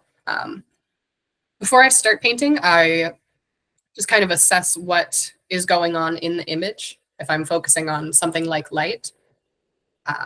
So first I'll look at what the light source is for the image. Direct light source, it's somewhere off screen, somewhere over here. And you're getting it coming downward. That's why you're getting these longer cast shadows. It's coming in at an angle. Make that a little clearer. Like that. And you're also getting ambient light, of course. There's no skylight because this is most likely an indoor setup, but you are getting ambient light bouncing off of this white surface. So you can see that, you know, in here, you're getting a more subtle version in these areas of the tomatoes. But you're not getting it right here. You have this little dark shape. That's because the shadow is blocking it. So you're actually kind of seeing a reflection of that shadow, or a reflection of that lack of light. You know, it's tricky to kind of explain how light reflects in those ways. Another little thing I'm noticing is that the shadows get slightly warmer around here and here. That's because the tomatoes are also bouncing some light. So the tomatoes are, you know, bouncing a little bit of red light around, and you're getting slightly warm tones in the shadows because of that. But yeah, so that's what I'll do. I'll do a little assessment like that. After that, I will think about just general, sorry, I keep losing my train of thought. I think about the main colors that are making up this image. So if I kind of squint my eyes, I'm seeing that, obviously, that white background as well as those tomatoes. But I'm trying to really see what I think those colors actually are. So this is where you're talking about local color versus your perceived colors. So I know that these tomatoes are red and this background is white, but from the tone of this photo, and maybe it is the color of the paper or the background itself, it appears kind of slightly like purple or pink to me. And not in the sense that it's, you know, this purple, but that it's trending towards purple. That's what I'm saying when I say it looks purple to me. So to me, I think it's somewhere closer to something it's pretty gray, but just has this slight hint of purple to it, something like that. And I think that's a pretty close match to the background itself. It might be actually a little bit closer to something red now that I'm looking at it. But that's something that you can practice a lot, is just kind of guessing at colors, because it can be really tricky, especially for something like this color right in here. Oh God. Right in here. This is such a vague color that it would be really tricky to just try and guess it. But that's a way to kind of train your eye to be able to see those colors, is to just take guesses like this and then compare. So if this is the color that I thought the background would be versus what it actually is. So yeah, it is a bit warmer toned and a little bit brighter versus what I chose. So instead of just painting in with that color itself, I'm going to make myself do that work and just slightly correct it as is.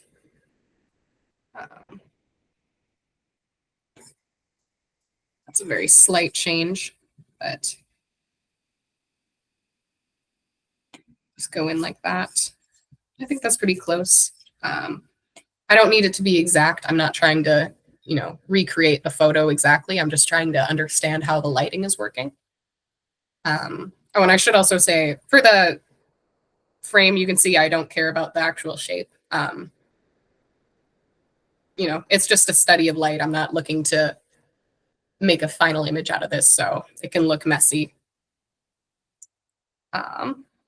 Yeah, after that, I'll look at my other big forms in the piece, like this, obviously the tomatoes and the shadows, and even the stems on the tomatoes are an important element. So I'll take a crack at what I think these tomatoes are. They're pretty red, but, you know, obviously I'm not going to make them this pure red like in the corner. Wait, I should go read some comments. Well, here enough.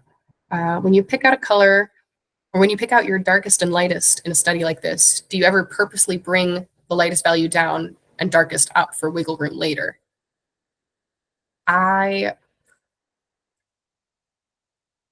Not particularly. I'm kind of, for myself, I try to go the opposite way where I'm trying to get more contrast. Obviously, I'm not trying to get pure white and pure dark in my image, but I think exaggerating that contrast is, for my own preference, or for myself, that's my preference. But for a different artist, you know, they might do that where they kind of work from those gray values out to those dark values. I know someone like Nathan Fowkes, if you know him as an artist, he's a visual development artist. He works like that a lot. He works from like pure gray into his darker values. I personally like to kind of map out my colors better before I go into that. Okay, let's see what I think these tomatoes are going to be. I'm guessing something kind of like this, like a muted pure red. And I'm not taking a guess, I'm just taking a guess at like the entire general color of the tomatoes, not, you know, the lit side, not the dark side, just like a general idea, almost like a local color for the tomatoes. And just putting that down right now, I think it's a little too close to red and it needs to be a little bit oranger, like that. Maybe even a little more desaturated. Just paint it in, you know, I'm not trying to get the exact shape, just getting these forms down. After that, I'll go take a crack at the shadows. I'm just taking that background color as a base and darkening that down. To me, the shadows look slightly bluer than the background itself. And I can already tell that's way too light. So take it darker. And keep going with that. And that looks a bit closer. I'm gonna add in even a little more blue. I'm not, you know, I'm not taking away the colors if I pick the wrong, you know, like this shadow tone is a little too gray for what I'm seeing. But I'm not gonna just totally erase it because I don't want everything to be a single tone, you know? This way I'm getting like a little bit of free color harmony. That's how I like to think of it, where it's like, oh, free color harmony. There you go. Now I can just start comparing as well. Thinking about the actual shadows in the tomato, start building off of this base color I chose. As far as how I approach that, I usually go with something, whatever stands out to me most. For me, that's this lit side, of course, with this really bright, vibrant orangish red. So I'll just take a shot at that.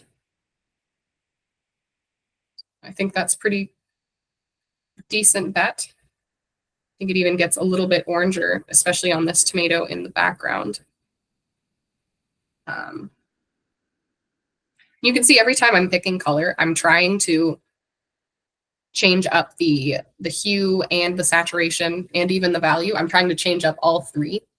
That way you're not rendering in a very kind of flat way because, you know, because colors change so much, especially when you're going from light to dark, you have to just kind of incorporate that when you're doing a painting like this where you pick each color yourself. So if I were to try and paint it with, you know, if I'm just trying to darken and lighten things, it's going to end up looking very flat, like this. This isn't, you know, it's going to feel very unrealistic.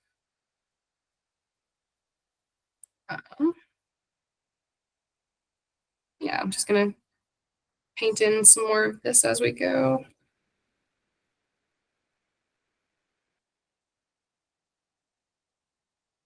I'm glad to see you guys talking in the comments. I'm sorry I'm not responding as much.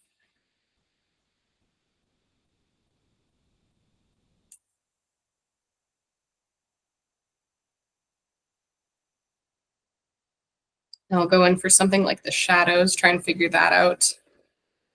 I'll just pick up that base color again. I'm seeing that there's a lot of redder tones in these shadows.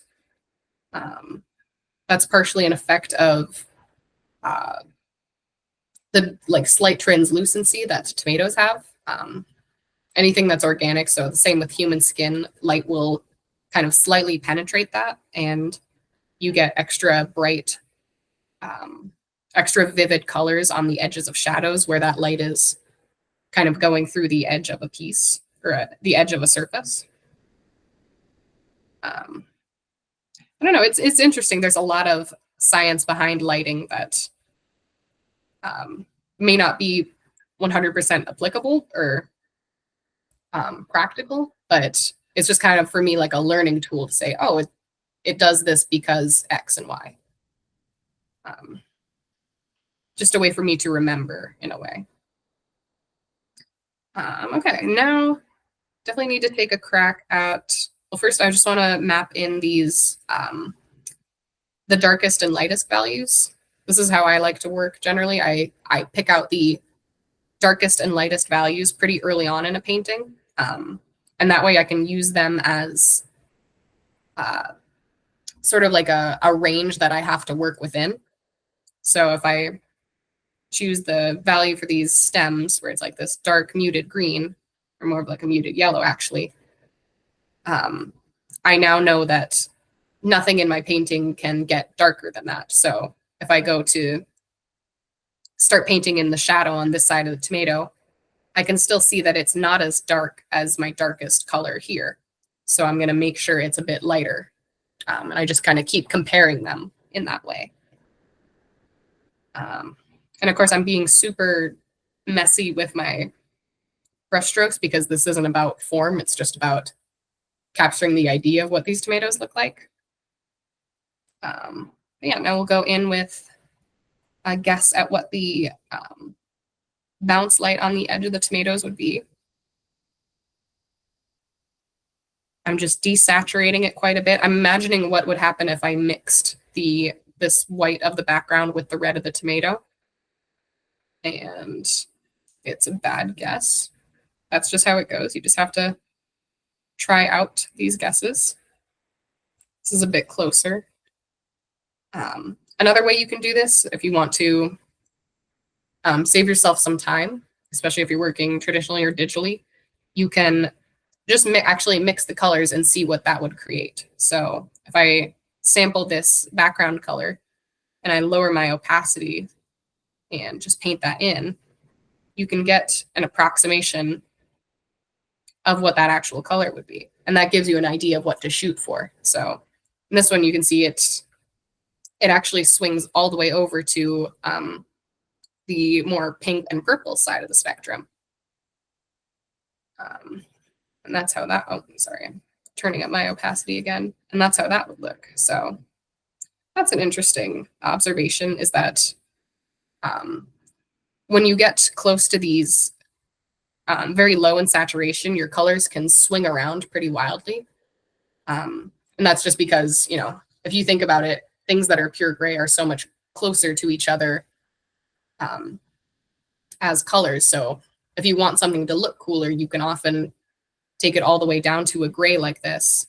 And if I wanted it to look even cooler, or actually I'll go the opposite way because this is a cool color. If I wanted this to look warmer, I can move it all the way to gray tone.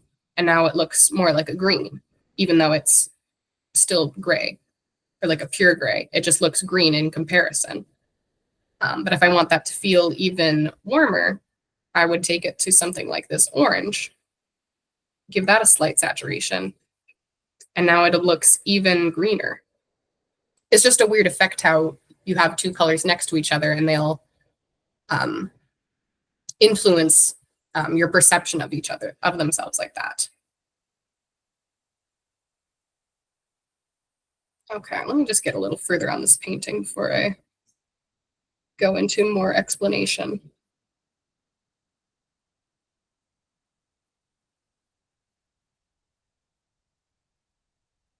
But if anybody has any questions, you can go ahead and ask. I'm just gonna try and get a little further ahead.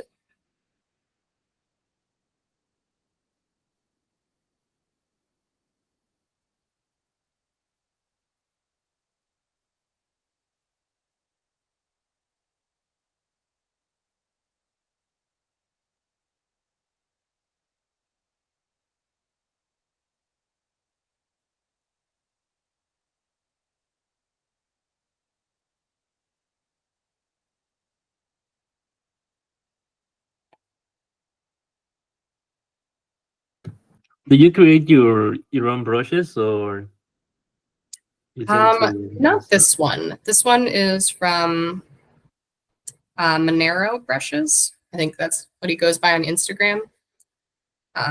He makes a ton of brushes, and I use them all the time.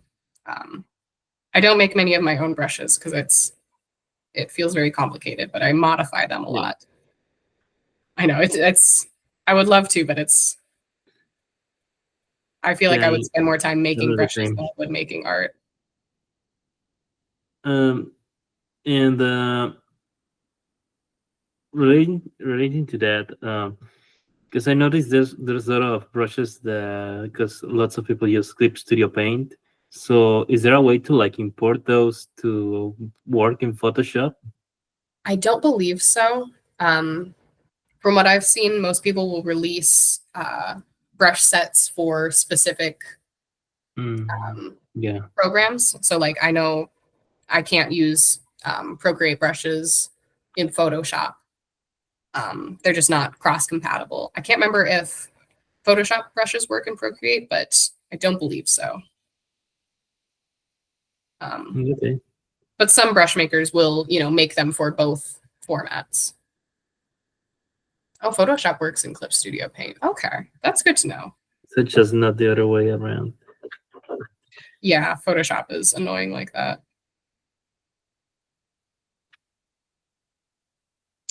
Yeah, I'm just still trying to find my lightest and darkest values going in with these. So now I can, keep the rest of my colors in relation to those. I'm also just going to clean up the shapes here so you can actually kind of see what I'm imagining in my head for these. I usually, when I'm painting in a loose style like this, I will just keep the brush strokes, really messy and loose, and then clean up my outlines as I go. And I think it gives a nice effect to it.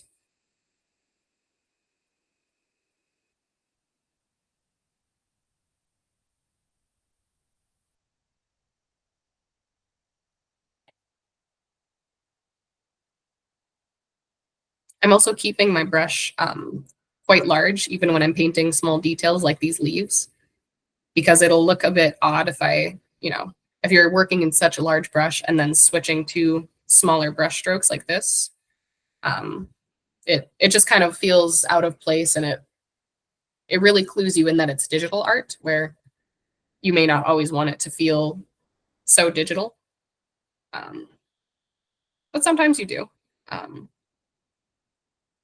But it's also good practice to learn how to kind of mold your own brush strokes.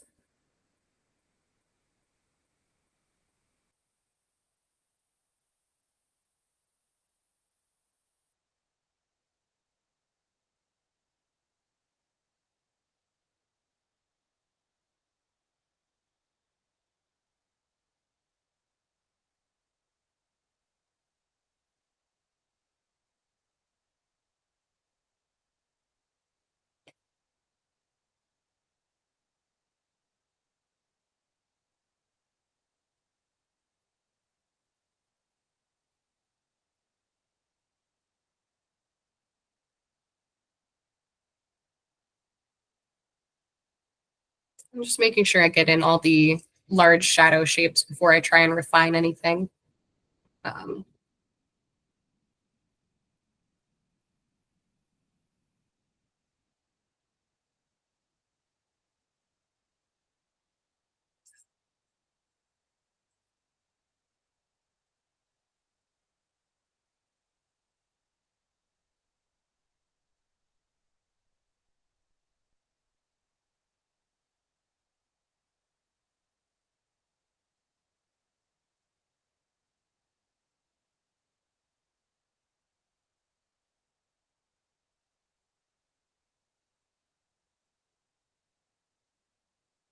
And then after I have everything in the general shape I want it, I'll start refining to the smaller details that I think are important. Keyword important, because there's a lot of small details that aren't important. and it's kind of a bit of a waste of time to try and include all of those. So first step is I want to really define the ground planes for these tomatoes. It's going to make them feel like they're clearly sitting on this surface. So I'm working on the shadows that are right down here, as well as these really little occlusion shadows you have going at the very bottom of these tomatoes. It's not going to take much, but it's going to make a big difference as far as how they feel grounded in this environment. Would you say it's easier working with shadows first or with lighting first? I know everyone has their preferences. I would agree that it's, I think, based on preference. For myself, I like working in shadows quite a bit. I think it's more interesting, especially to start with something like big shadow forms and then to kind of pull the light out of it. Whereas if you work the other way, at least for me, I feel a little too kind of like limited in how much shadow I will use. Whereas if I force myself to use, these really big shadow forms first, then it's, I don't know, it all comes together in a more interesting way. I feel like people don't use shadow as much as they should when they're first starting out digital painting. They'll just kind of use, slight shadows on the edges of forms like that, but not these whole large areas of shadow.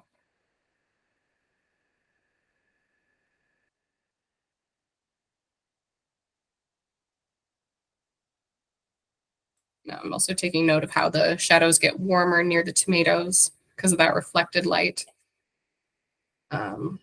Exaggerating that a little bit even.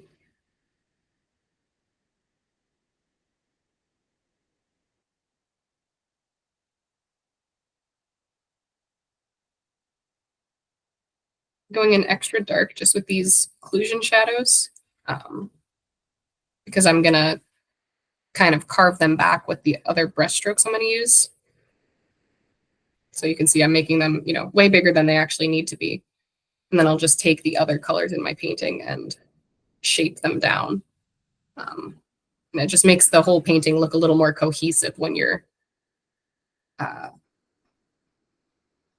using, just a single size of a brush stroke. If you think about something like a traditional painting, you're not able, they work from a single brush size, a larger brush, into smaller and smaller brush sizes. You don't see,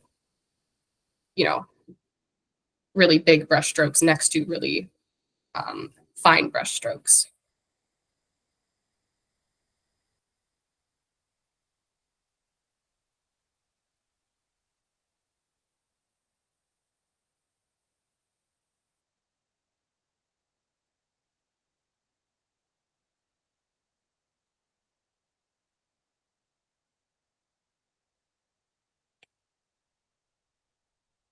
I want to make sure I also get in this ambient light that's on the lit side of the tomatoes. So bounce light most often will be in this underside on the shadow, but you will still get some of that in the areas of light, especially with something like these tomatoes where, there's a lot of lit area and they're surrounded by all this white that you do end up getting a little bit of that light coming from the ground onto these, further up planes.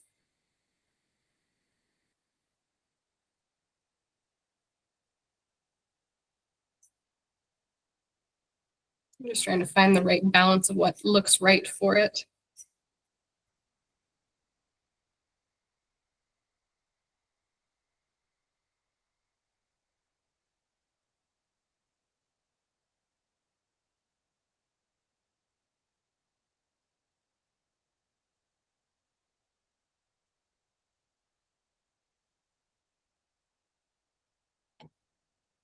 This is also, this is more so what I mean by carving out shapes. Same with I was doing with the occlusion shadow. I'm just kind of cutting into a shape and then, coming back out. So like just with that one brush stroke, it already looks like you have some pretty intricate little leaves on this tomato. And it doesn't, to me, it doesn't matter that they're not, you know, perfectly representing how they look in the image. But I don't quite like the shape they are, so I will eat my words and take that back. You can see how you can get, you know, very intricate looking shapes just with kind of well-placed brush strokes.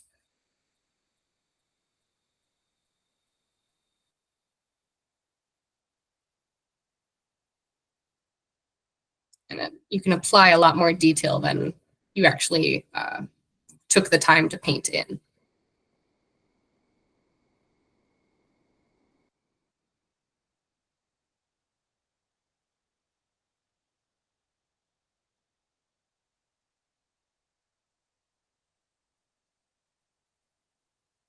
Another little detail I want to include is just this tiny bit of shadow here. I think that's a little interesting form. And while you want to avoid over detailing your piece, it's nice to have a couple areas with, you know, just a little bit of interest like that to kind of draw your eye to.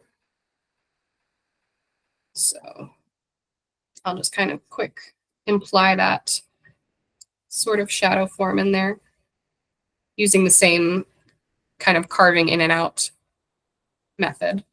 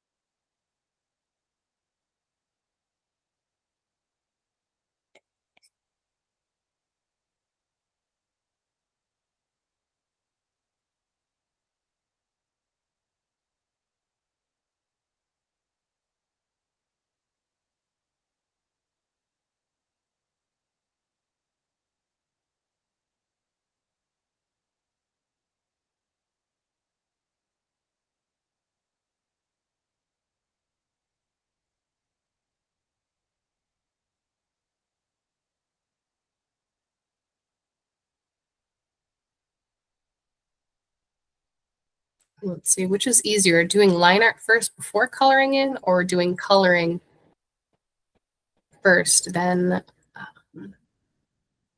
foreground, middle ground. Oh, gotcha. Okay, well, thank you for coming, Manasi. Yeah, if anyone needs to leave, I already appreciate the time that you've taken to listen to me talk, so obviously don't feel as though you need to stay for the whole thing, but the lecture will be up on YouTube as well, and I think just sent directly to anyone that signed up. Yeah, and I will post the slides as well in that Google folder I linked. I'll include that after the class.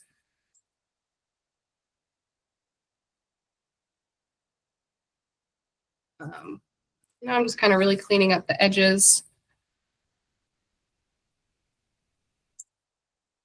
Taking a step back and seeing where it looks off. To me, the lit side is not showing as much as I want it to,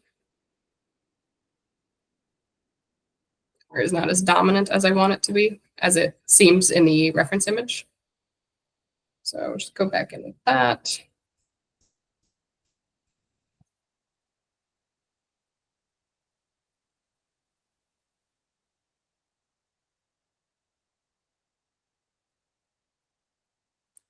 Another way to make the highlights feel a little extra bright is including that kind of specular light around the highlight. So it's hard to show things when I'm using such a big brush. This little area around here where actually I selected a pretty close color to what it is. You can kind of dot that in there. Something like that, and then go back in with that highlight you chose.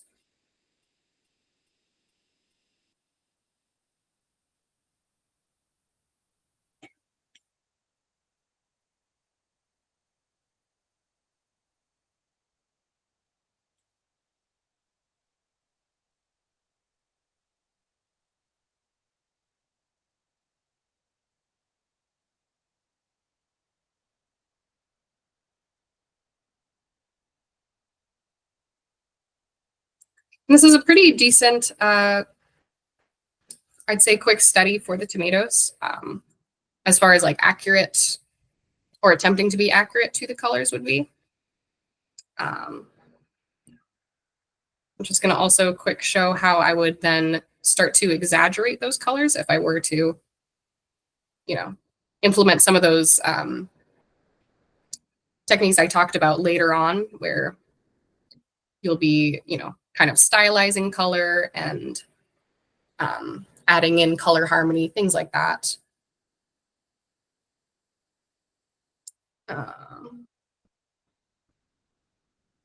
Actually, first I really need to fix these balance light, because it's still feeling off. I was trying to go a little too far with the exaggeration, but I want to get it to a more realistic standard before we go into that. So that's the color I chose. Something like that. Whereas,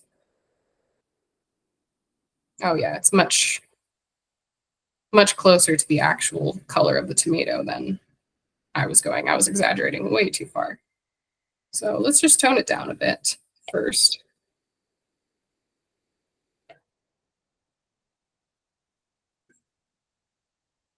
Maybe something closer to that. No, it's still very much redder than what I'm imagining. That's just something you have to keep in mind, where you won't always make the right choice first off. And that's fine. I'm sure the better you get at color, the better you are at just picking those colors right off the bat. But as long as you're able to work towards getting the correct colors, it's fine if it takes you, quite a few attempts. Same with that one. Oh, thank you, Aaliyah. Have a good one. Oh, and Melody, I start with shadow since it automatically shows where the light comes from. That's very true. Yeah, that's a good way to just kind of instantly know where your light is coming from. Just a very easy clue as to what's going on in your source or in your lighting setup.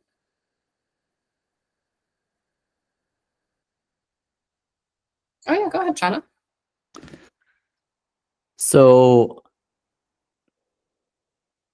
like, everyone can easily start the shadows with the black color when painting digitally, but I think in my case, you can always start the shadows with like purple with the multiply blend mode on.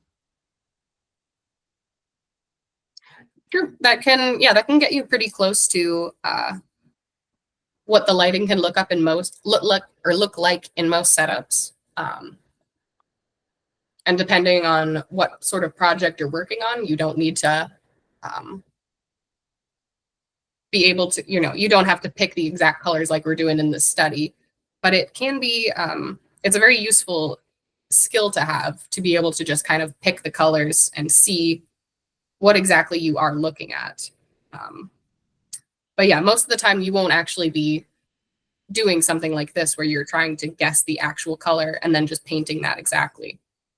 If you're working in something like animation and concept art, you're going to be using a lot of layer modes, things like that. Yep. Okay, thank you. Oh yeah. Oh yeah, and Ahmed, you can, there's a folder, or yeah, one of the folders in that Google Drive I linked that's pinned. You can drop your results or your studies in there. If you would, I would appreciate if you have the reference image on the same page like this is, so I can kind of see what, see the exact one you were working off of rather than trying to find it myself.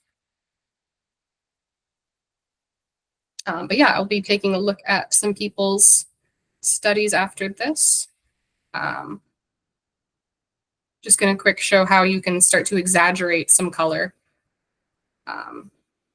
For me, my first instinct is I want to make these reflected lights extra blue. That way it kind of really contrasts with the red of these tomatoes. And so to make them look bluer, there's a couple ways you can do that. You can either obviously move it towards blue, and makes a pretty subtle change just because it's so close to this gray. Or you can take that value, and instead of moving the hue, you can instead just either lower or raise the saturation. So in this case, raising it, because it's at a pink, it brings it to I guess what looks like a slightly warmer color. I would consider that, versus if I lower it even further, it just gets further and further from that color. So this is a way to make it cooler, or that's another way to make it cooler. And it'll just give you a slightly different impression based on, you know, whatever color it's in relation to. Like one of these appears more green versus the other appears more like a true blue. I don't see a pin drive link. It should be just right above the message window. But I can just send it again for you. There you go. Okay, but yeah, let's kind of exaggerate these a little bit.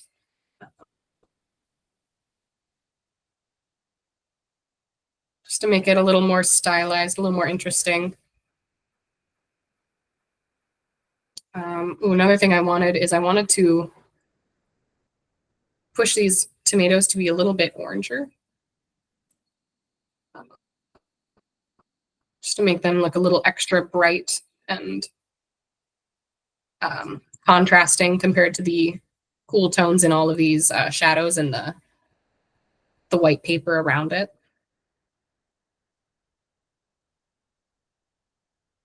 So I'm just going to throw in, I'm not going to totally repaint the whole image, but you can just throw in little swatches of those colors, and it can just brighten up the image in those little ways. While still maintaining, you know, the other colors you've laid down, and that way you get some color harmony going on. So I have these, you know, little sections of this slightly brighter red next to the slightly duller reds and all of that.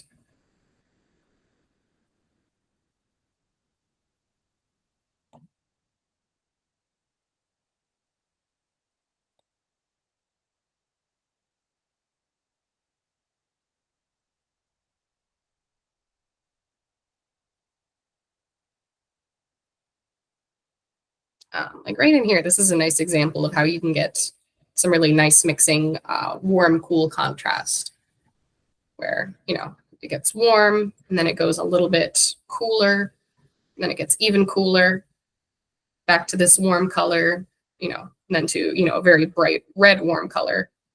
And it's just, you know, something that's really appealing to the eye. These shadows, I'll make these even a bit cooler and a bit lighter as well, kind of exaggerate the ambient light that's affecting them at the very edges of the shadow. Just like that example with in the very beginning of the lecture with that sphere.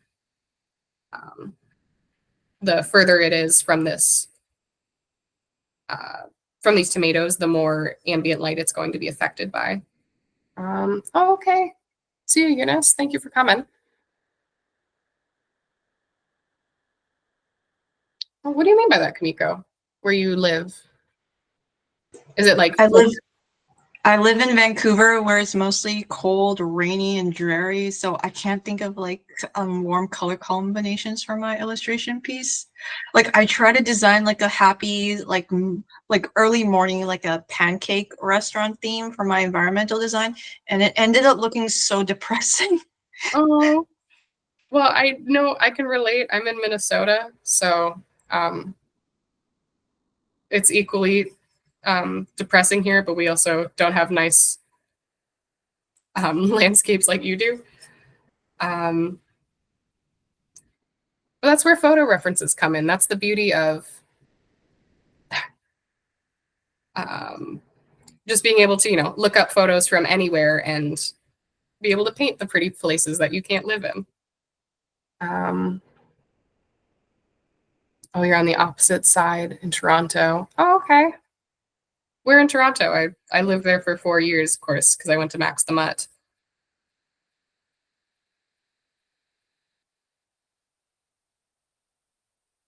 BC.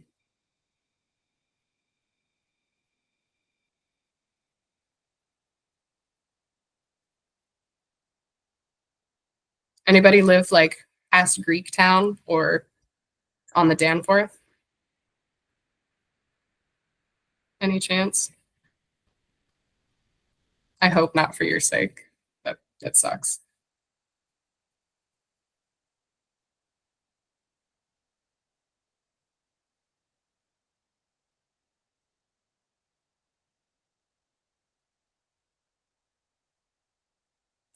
Another way I can kind of exaggerate the lighting is I have the highlight as this very light yellow, but instead to make it feel extra bright, you could choose like a contrasting color, kind of like the example I had on the slide where the painting by Angela Sung with the oranges, she had that bright pink in her highlight and that it really contrasted against the rest of her image. So I can go in with something like that and just add in a little bit of that, and it makes it look like it's extra bright and like kind of shining in your eye in a way because of those those two different hues right next to each other. Let's see. Oh, how do we add images into the drive? It should just allow you to upload, I believe, just in like the in-class work submissions. Let me see about my permissions in here. Oh, I'm so sorry. I had you guys as viewers, not editors. Okay, there we go. I switched it. So the one that says in-class work submission, that should be, you can submit things to there now. My bad. I'm messing up on all the technical difficulties today. First class, I went so smooth, and this one I got lazy and I forgot how to use a computer.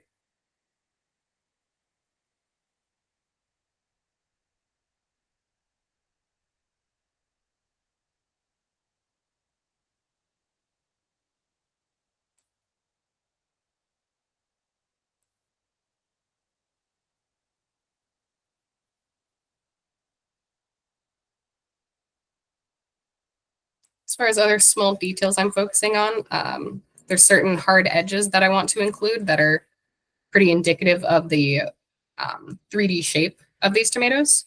So like in this top corner here, you have this really sharp line where the reflected light ends and the core shadow starts. And that's because, you know, at the top of a tomato, it's got that like flatter area, that sort of divot. And I want to make sure I include that so it's, you know, it doesn't just look like a sphere. It's more true to the actual form here. And it, you know, it can convey a lot more about this 3D shape with very limited brush strokes and all of that.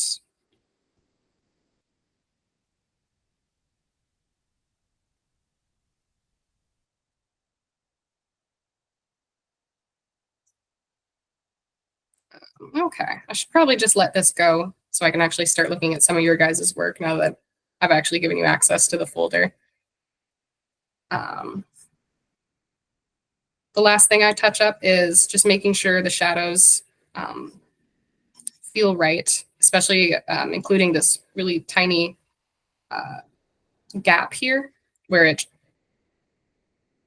visually that tells you that the tomatoes are sitting on a round bottom. They're not, you know, flat on the ground. So that's just a little important detail to try and include. It's just really hard to stop working on a still life when you're, you know, feel like you still could do so much on it.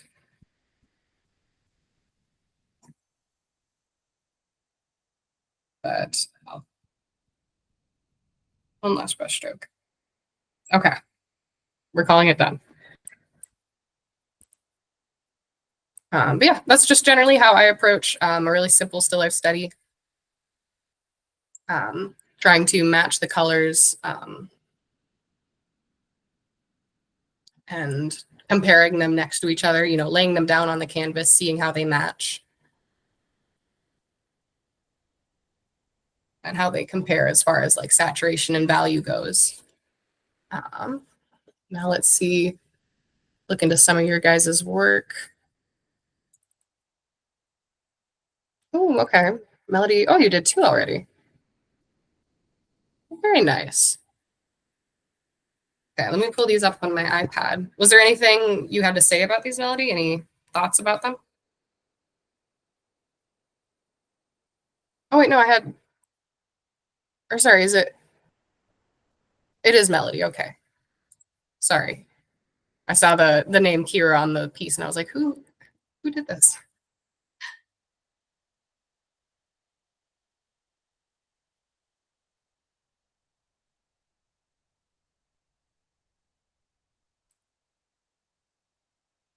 Okay, I think you picked up on a lot in them though.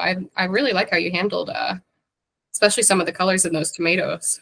Kind of exaggerating them to those bluer tones. So let me pull that up.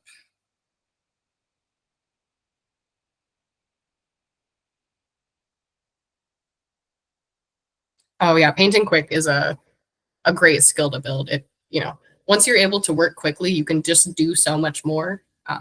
It's so productive.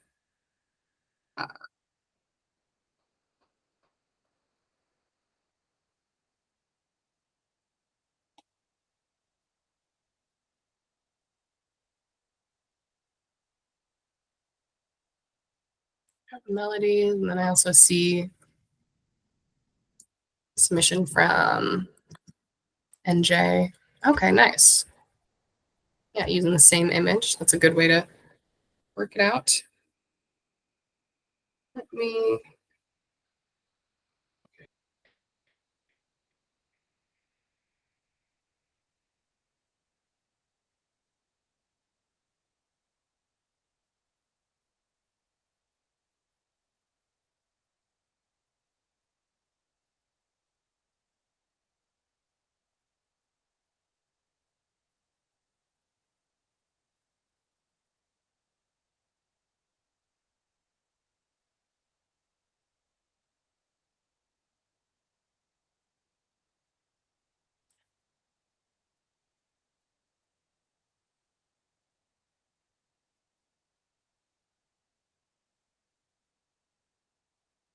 Oh yeah, painting with your arm is always.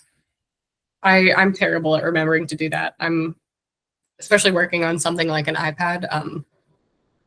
I have just a 2-inch by 2-inch circle drilled into the center of my screen.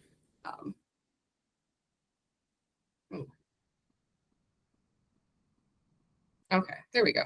So I want to look at these tomatoes. These really stick out to me. Were you exaggerating the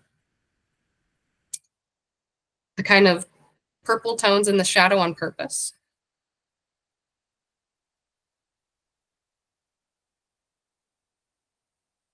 Ostercheck. Okay, yeah, because that's what I first noticed, and I really like how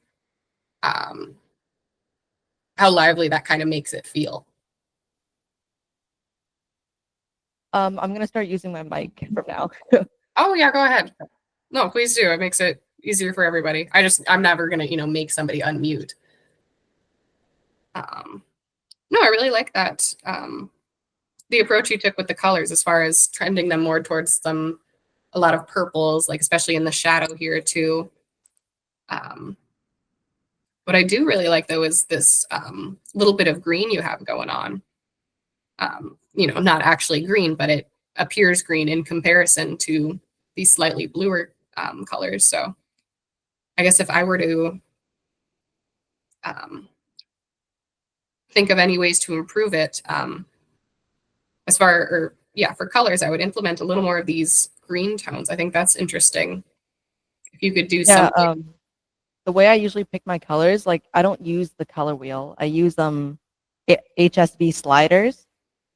I love, yeah. No, I really miss that. I used to,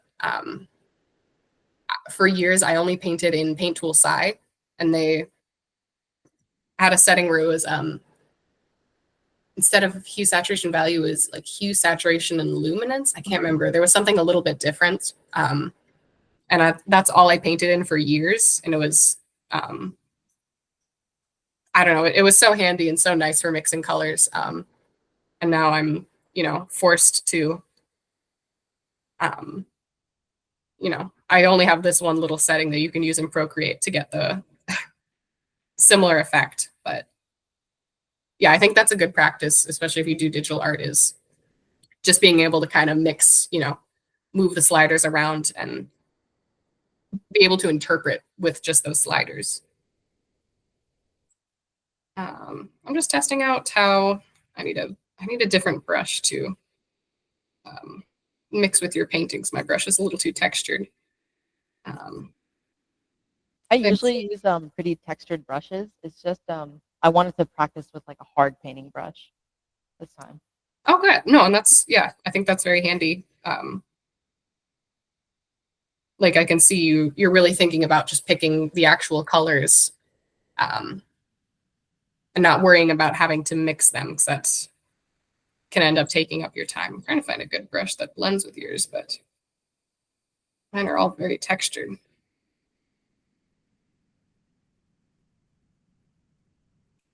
We're just gonna, they're all huge. But I want to see if I can get some of that green tone in your bounce light. I think that could be interesting. Either like a greenish tint to it, or closer to your purple if you want to, more, if you're exaggerating in a certain way where it's like a controlled interpretation.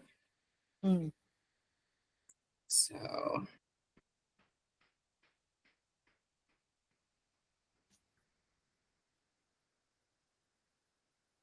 something like that.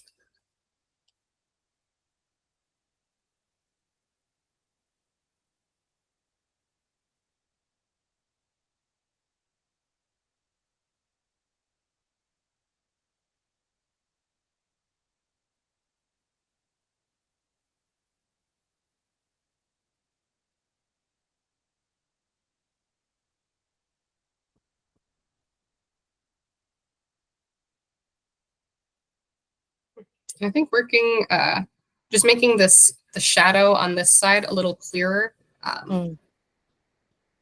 If I just squint my eyes and I see that as a pretty prominent shadow shape. And so I think it just helps to keep that in the painting. Why don't I have any normal brushes? I'm just realizing now I have so many weird painting brushes and nothing that's normal.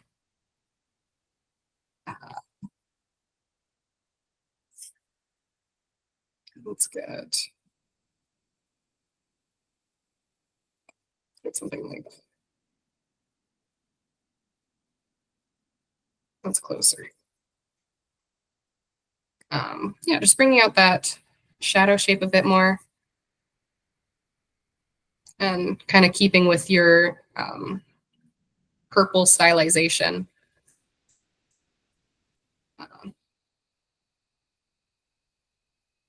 I like that. That brings a really interesting look to the tomatoes. Oh yeah, go ahead, Shauna.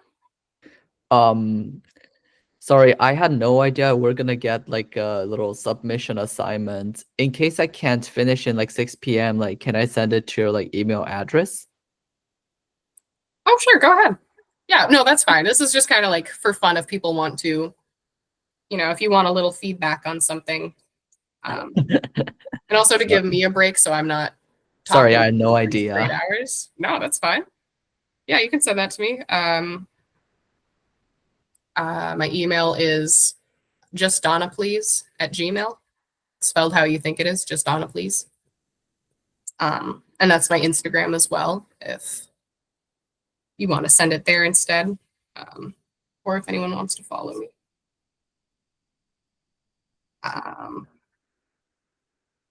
Okay, but yeah, I really like what you did with these. For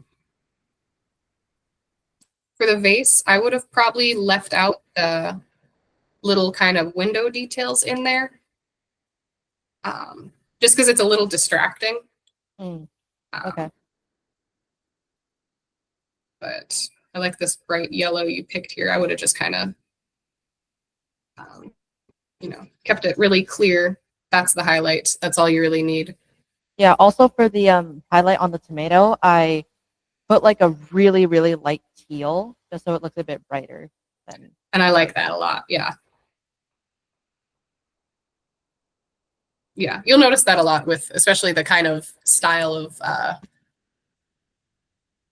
don't know how to describe it, but like you see it a lot in people that work in animation currently. If they're someone that works in color and they do painting, they'll use a lot of really colorful specular highlights like that just to mimic how it kind of shines in your eye when you would actually see something like that, like a bright light. Oh yeah, but go ahead. Coralia? Oh, I was gonna ask a question about because like I had like two tomato drawings that I submitted, but I deleted the other one because I was like, oh, I don't know which one between these two are nicer. But then I decided and I just forgot to put my hand down. I'm sorry. Oh, okay. No, you're good. I know. I'm sorry. I have to stop working on somebody else's just to get to the others. Sorry, I wish I had more than 3 hours. But let's see some other people's work. I remember, I think NJ's was next in the order. Oh my goodness, everybody's doing the tomatoes. Oh my gosh, those look so good. Yeah, everybody's going with this really nice purple lighting. Oh yeah.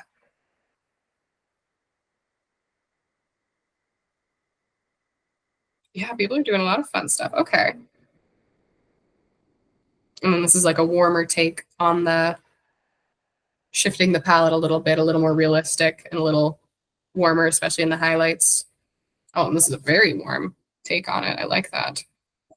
You guys are being so good too with the loose brush strokes. Oh, wow.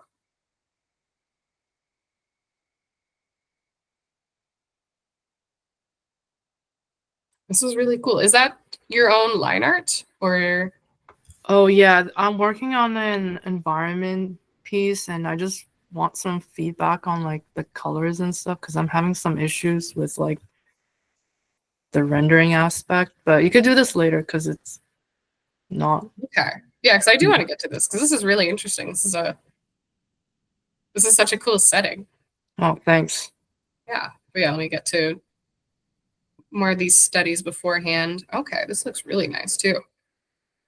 I like how you picked up on the kind of color fall off going on in the shadow here.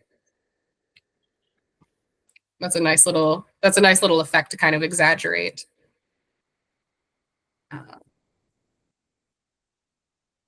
Does anyone in particular have some questions about theirs? Let's see, oh, Jonathan Tran. Okay, see you, Jonathan. Thank you. Otherwise, I'll just kind of go. Oh shoot, we're already almost to 3 hours too, aren't we? Okay, well let me ask you guys. Would you rather I just go through some more submissions of yours, or would you rather see the last part of the lecture that I'll pull up on screen quick where I had one last piece of the lecture where I just kind of walk you through step by step how I go through a still life painting from real life. The last part. This part. Okay. Yeah, I guess I should do that at least to get it on the recording. And then I can continue critiquing people's paintings if they want to stick around.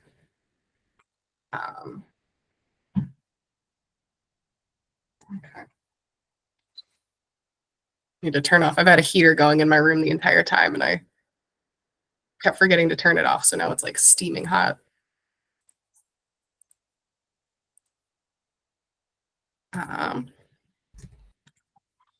Okay, so yeah, it's just wanted to include an example of how I would go through something a bit of a longer study. I also included it because I know I'm not good at drawing while talking, so this is a better example of how I work in a study and what I focus on. So First, just a quick explanation of why real life studies can be so beneficial compared to photos. Even if you're living in a sad place like Minnesota or Vancouver, you will do a lot of photo studies, so you can see different places and have access to, material that you wouldn't be able to find in real life.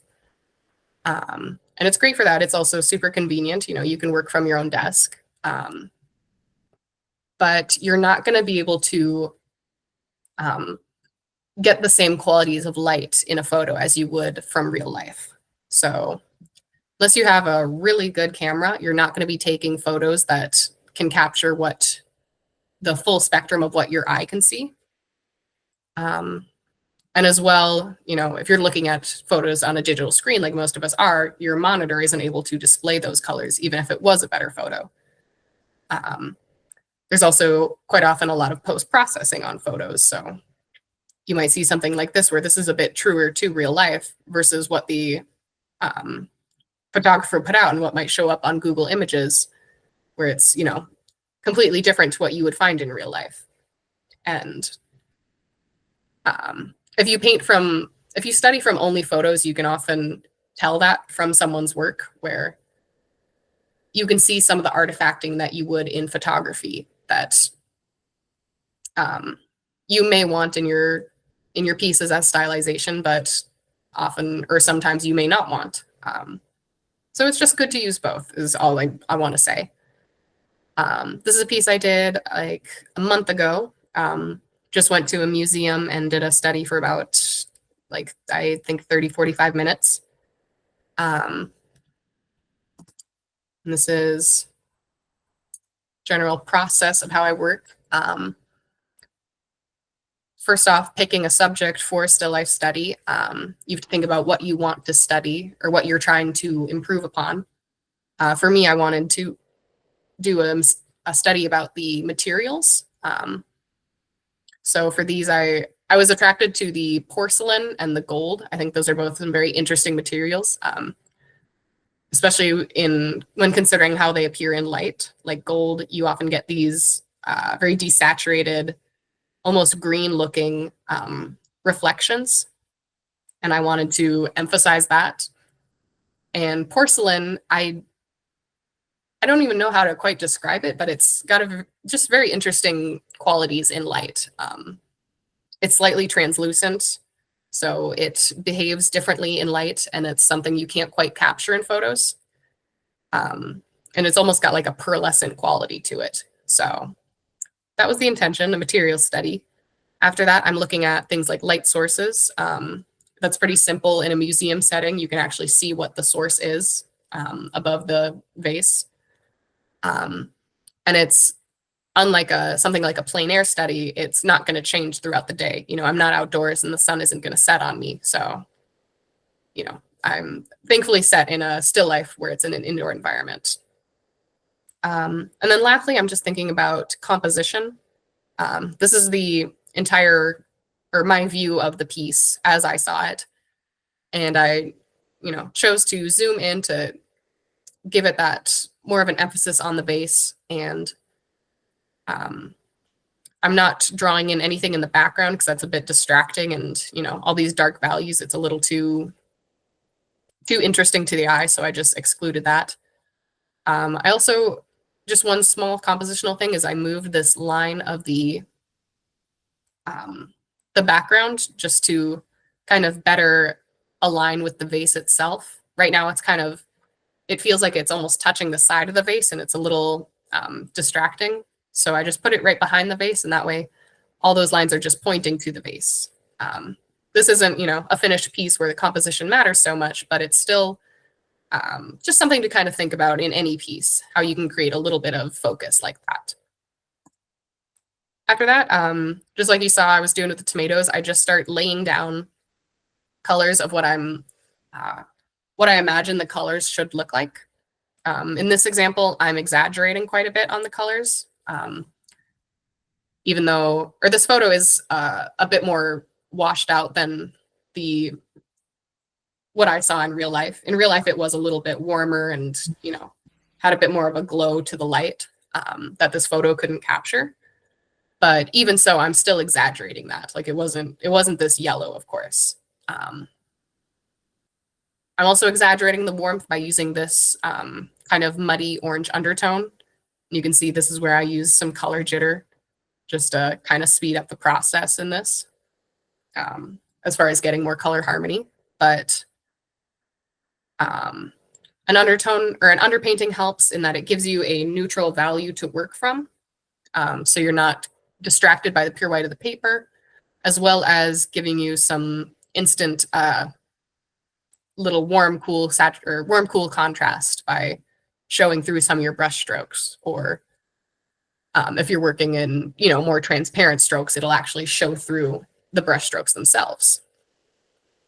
Down here, I'm just going to keep like a little running tally of what the materials are looking like in like a general view of their colors. You can see I'm trying to get the gold or the greenish tones in the gold. And for the porcelain, I'm not quite sure what I'm doing at this point yet, but I'm making sure to incorporate this little bit of ambient light that's coming from the room over here. You can see that, it's a kind of grayish green room, and it's reflecting just a slight bit of cool light onto this side of the base. So after I have a general idea of what colors I want, I will start to actually form it to look like whatever it's supposed to be. You can see this isn't, a very accurate representation of the vase. Like I changed the base and everything, and some of the details in the banding are off. I wasn't too concerned with that. As I said, this is a material study, but I'm just getting a general 3D form for what I'm painting. Also just blocking in the rest of the environment so that the lighting is making more sense, because, if I have this ambient light on this side, I need to show that there must be something casting that light. I'm also at this point picking out my darkest and lightest values. Lightest, of course, would be somewhere on this porcelain, this pure white. I'm not painting it pure white in the painting, actually, because that's just an effect from the photograph. It has to crunch those values down. But I chose, kind of like a light yellow right here, actually, just to give it that, really warm and kind of shiny luster feel to the porcelain. I'm also keeping the highlights on the gold slightly darker, just to really emphasize how bright the porcelain is in comparison to the gold, where it's a little more of a dull shine, is what I'm trying to illustrate, at least. And I'm also not keeping any of those dark values in the background because I don't want it to draw all that attention. I want to keep my darkest values somewhere on the base. Here I used the color balance and just bumped up the warmth of the entire image. I kind of overdid it in this step just because I knew that later on I was going to paint back in a lot of those cool colors. So at this point, I think it looks pretty bad. It looks kind of like sepia toned. But this is just kind of preparation for as it's going to continue. That's when I start adding in those cool tones back. You can see just how big a difference it makes in the gold, where I have these, bright yellow highlights, orange and red, but I've lost a lot of that gold or that green color in the gold. And then once I add it back, it gives it a much different effect. Both of these feel like gold, but the first one, it feels like a cartoony rendition of gold, like those gold wrapped chocolate coins, things like that. Whereas after you add in these greens, it feels more like antique, like it's got a little bit like a patina to it. That's just kind of what I'm going for, the impression that I'm trying to illustrate. And with the porcelain, I'm adding in all these really muted kind of like pink or purple tones. That's what I was seeing when I saw the porcelain as like a pearlescent sort of material, just how it affects or how it shines in the light. It can be a very interpretive, working in color can be very interpretive like that, where I don't have a hard and fast reason why I made it pink, but to me, it just made sense. But yeah, and I'm just mapping out all these little changes, taking out some of the highlights for now, just so I can really work on getting these little color shifts and temperatures right. Like in the base here, you have these little tiny spots of green and everything that are not super distracting, but still interesting to the eye if you do, end up looking down at the base here. And then I'm adding in some more detail, just kind of refining random things. I'm not trying to get to an insane level of detail. This is only like a 45-minute study. But I'm still trying to imply that there's a lot of detail to this image, especially in this mural that's on the front here. I could have taken the time to try and render out each person, especially taking like a smaller brush and trying to render them out, but it would be very distracting and it would just look out of place, especially on all of these other brush strokes. Whereas right here, or as it is now, it looks like a cohesive piece. But if I were to render out each person onto this vase, the rest of the vase would then feel unfinished. I'm also integrating more of those green tones throughout the painting, just in really subtle ways. Like if you can see right in here, there's some very subtle ways that it's trending towards green. Of course, in the background, you have a little bit of that. Just all around, just trying to incorporate different color harmonies into the piece. And then that's just the final tweak. A lot of times at the end of a piece, I'll go back and play with the color balance just to really see if there's any way I can push it a little further. In this case, I really wanted to emphasize that pink, so I pushed it, even more. And then just added in all these little intricate, like filigree or lines, whatever you would call that. Just make it feel like a much more finished piece than it actually is. Like drawing in all these lines, it didn't take much time at all. But if you compare it to this piece, this one feels like it took, an hour longer, even though it only took maybe 10 minutes longer.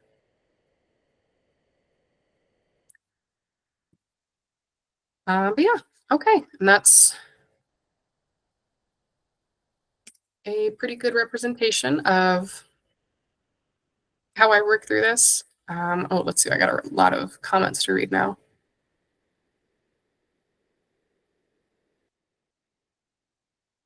Oh, you're in the workshop, Rodrigo. Okay, thank you.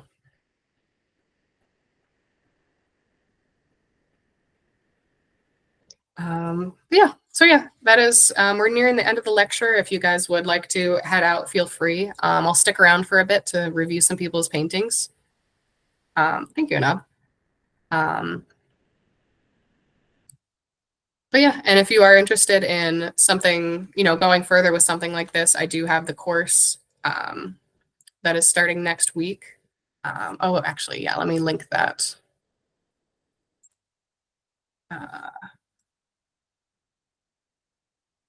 I'll add in the slides afterwards. Oh my God, hi, Tyler. I didn't know you were here the whole time. No, I'll add in the slide after the class is done. Okay, but yeah, now I'm just gonna get back to reviewing some people's paintings.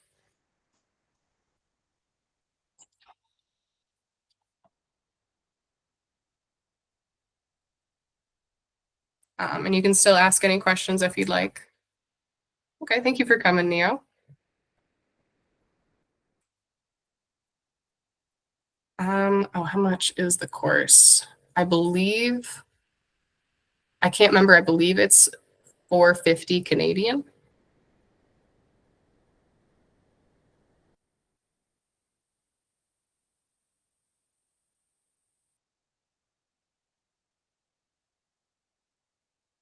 Yeah, stop sharing the screen and just get back to.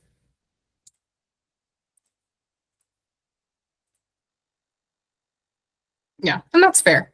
But that's why, we have these free courses at least. I think I can cover quite a bit in a free course. And it helps that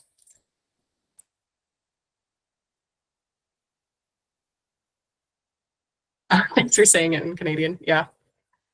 I mean, that's what it's listed on as the website too. It's at a Canadian school, so fair enough. But okay, yeah. Let me just get back to some of these paintings.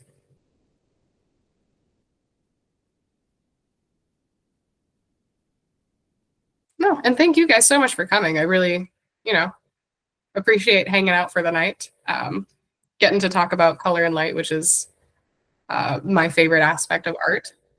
Oh, thank you so much, Amanda. Yeah, that's the link to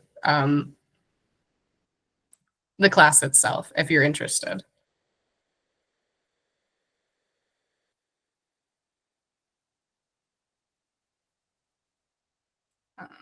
Let's get to, I can not figure out how to use my iPad when I'm on here.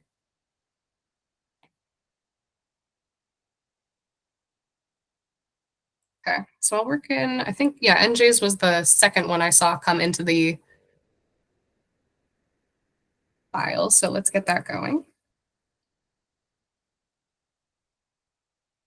Hello, NJ. Do you have any comments on your piece? Questions, comments, concerns? I see that and I like it. I love a very sharp brush.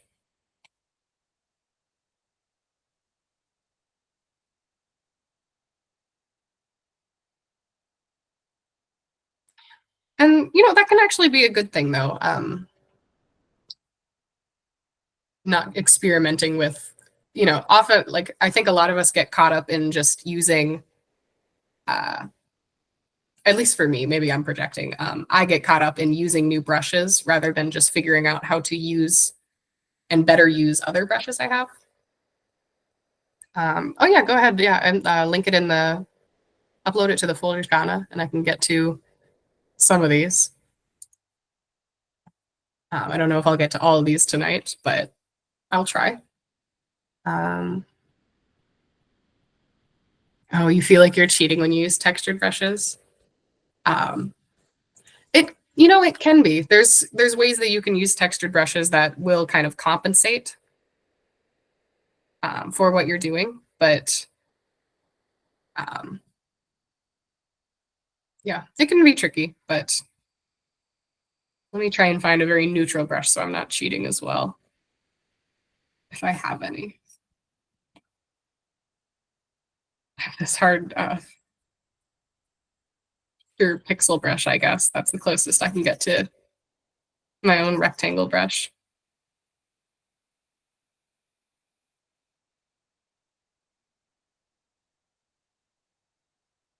I know I can't get enough to texture brushes. It's too much. They're too easy to use. Let's see, for this piece, I like that you have a lot of different tones going on in this background. That's, even if they're very close in value, it's already enough to just make it a little bit interesting. And same for the shadows, you have some nice different values going on. And that's nice that you can get things like that just with,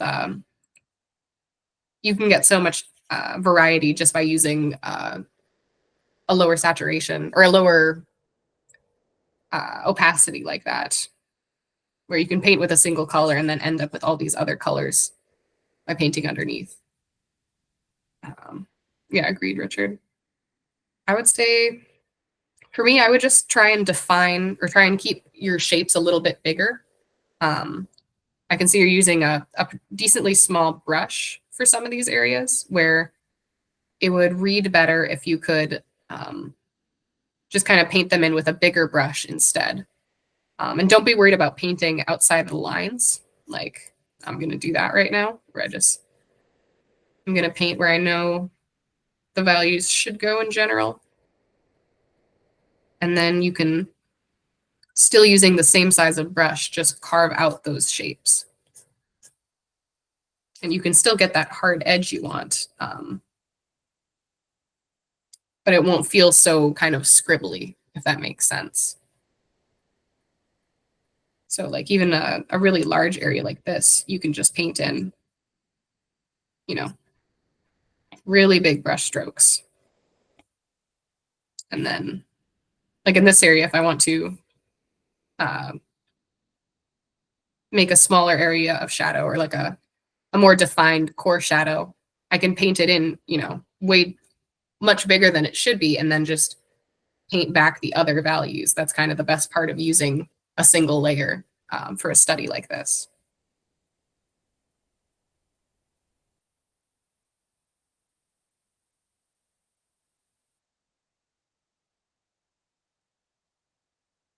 I would just, yeah, using a bigger brush can help quite a bit, as well as just really exaggerating. Oh, go ahead, Chana. So I just submitted my tomato draft. Oh, gotcha. Okay. Yeah, I got it.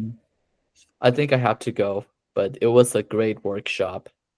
Okay. No, thank you so much for coming. I'm glad. It's hard to know what people will want to hear. So that's good to hear. I'm glad it got through, or I'm glad it made sense. Thank you. Yeah. Have a good rest of your night. Have a great one, Donna.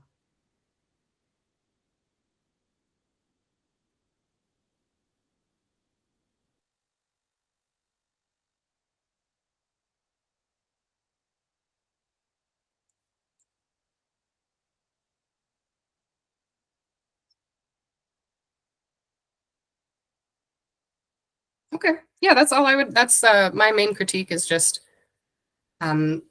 using a bigger brush and also focusing a little more on just keeping all your shapes in these general larger blocky areas. Oh yeah, have a good rest of your night as well. Yeah, and it's fun to paint with a super chunky brush like that. Like oh, I have an example actually I'll pull up. I was actually in a class kind of similar to this about a year ago. And one of the exercises that we did was, where is it? No. We did an exercise where you can only use like square or round or, you know, purely hard edge brushes. So it can end up with some really interesting looking results. Let me find it on my computer. Actually, that'd be easier.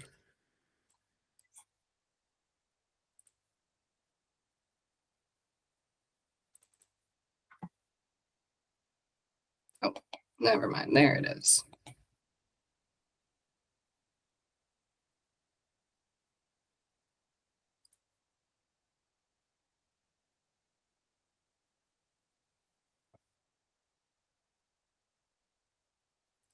No, that isn't it. Dang it.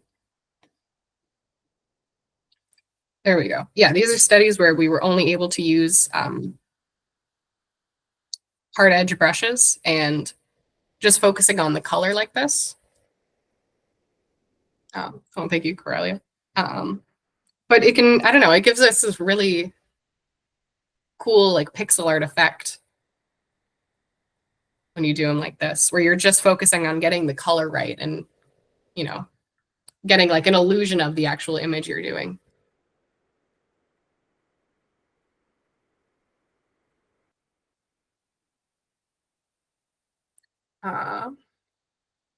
Yeah, impressionist cubism. As far as free workshops, I think there'll probably be more going on in the future. I'll just keep doing these out of sort of like promotion for the actual class. So I think these will go forward, you know, as I keep doing the actual like multi-week workshops. So yeah, keep in the loop. I'm sure there will be more later. And yeah, definitely experiment with Procreate. It's such a useful tool for just easily getting into art. Or you like, you know, doing art where you don't have to sit down and have time dedicated to opening up Photoshop and getting your tablet working and debugging your tablet. Thankfully, Procreate usually just works.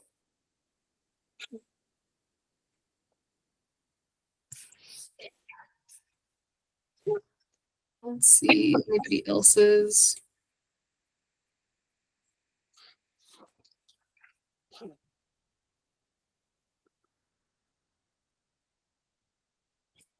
I will say I'm terrible at navigating anything else on the iPad other than Procreate. So that's why I'm struggling so much to just figure out how to use folders.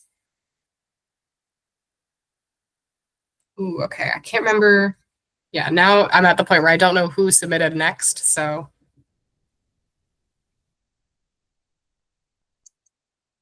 let's see, I can just pick at random unless anyone has something very pressing about their tomato drawings.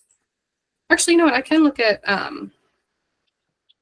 Yina's piece because that might be an interesting example to look at as far as, since this course is more directed towards thinking about environment design. So yeah, I'm just gonna go with that if no one's picking up. Let's see. Start experimenting more. I feel like I focus too much on studying fundamentals. And that's fair. I think I had a period like that. Or, you know, go through periods like that where you just focus on trying to get better at art to the point that you're not enjoying art anymore.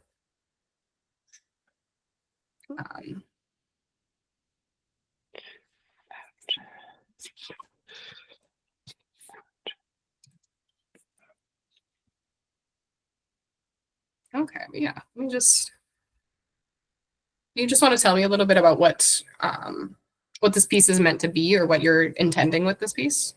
So it's like an underground laboratory, and my color palette is kind of based on like the image in the top middle. It's like a screenshot that I saw on like an Instagram reel.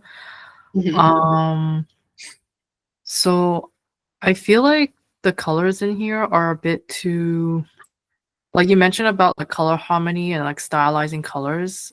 I was wondering how I could like push the colors a bit more so it doesn't look so like flat as it is right now.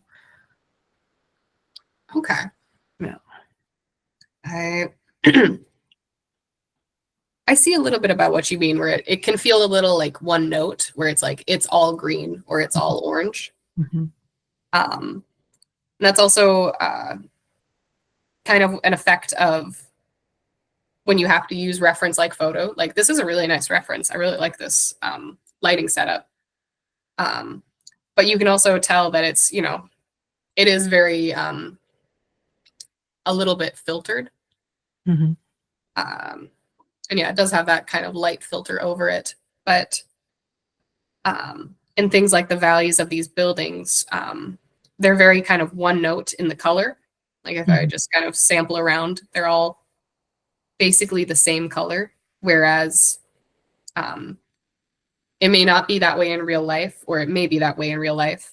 But either way, you can kind of exaggerate where, because they're darker, you can make them a little bit cooler. Actually, let me get on a different layer so I'm not messing up yours. And you can, just in something where the values are like this, you can even paint over your reference to get a better idea of what you want those colors to look like. So in these values, I'm making them a little bit, just a little bit further from that pure green and pure orange that you're getting in the other elements of your lighting.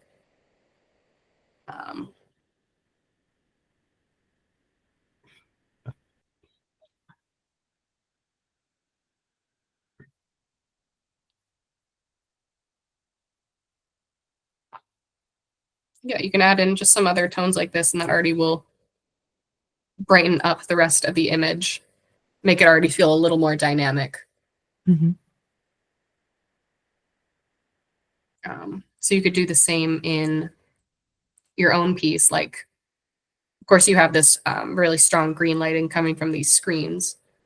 But say on all these planes on the back side, you could make that a little bit cooler. So if I did, you know, and it doesn't have to be very saturated. You don't have to make it like cool as in it's blue, but you can just take that same green and make it, you know, this desaturated versus this saturated, and it'll still give you a lot of quite a bit of difference in the colors. Like in the image, this already reads as, you know, just a little more interesting.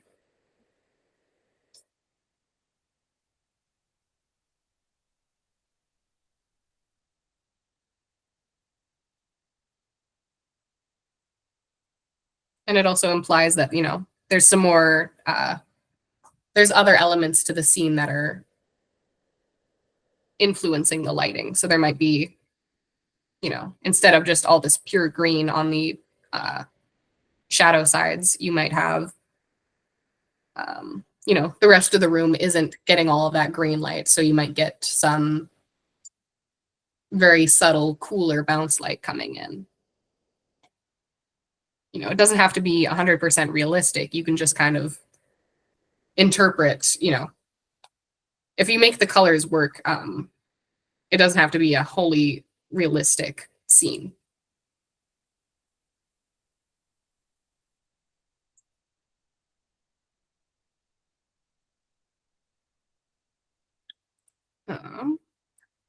For the walls, are they, what color are these walls actually meant to be? They're meant to be like this orange. So it's the walls are like all like green, but then I have like the red light on the right side. So I was wondering, should I just make the walls like red for like the right side, just so like not everything's like so green and stuff? It could be. I'm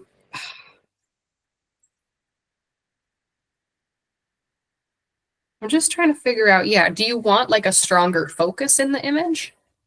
I just want like more color variety and more like kind of like color jitter and like the stylized like color style as seen as like a lot of like Angela Sung's work and like your porcelain piece as well. Okay, and that's, yeah, that was pretty doable with a piece like this. I would just say, yeah, just use more color transitions in things like your shadows. So like in this kind of overhang area where it's going further and further into shadow, instead of keeping it this really saturated green, you can take it the opposite way and take it, you know, much further from that green, maybe even make it closer to something like a blue. Because it's not getting all of that green light. You know, it's not like your entire environment is green. It's just that it's cast in this green light. So you don't even need to really change the color of the walls to get that variety. You can just form your shadows or kind of like direct your shadows a certain way to get that variety.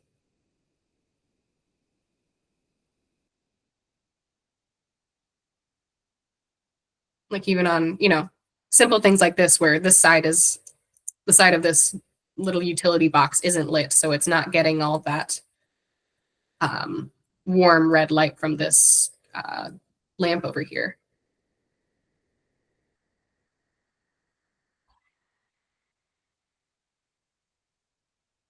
Other, if you think similar to like using a brush with color jitter to get kind of like cheat and get all of that variety in your color, you can also,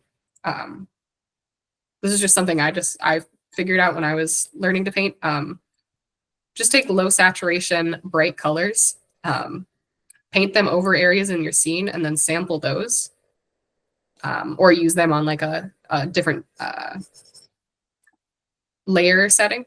And that way you can just get some more variety in your colors to mix in, where now you have this slightly kind of bluer or teal toned green that you can use in some areas, where maybe if it's, trying to think of areas where you would want a little bluer hue to it. And let me say, what's happening in this area? Are these lights as well? Yeah, those are lights. Those are lights. Okay. I would say for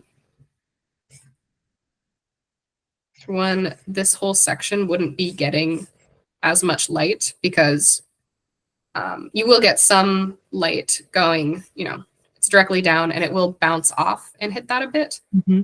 But these lights aren't actually shining onto them at all. Oh.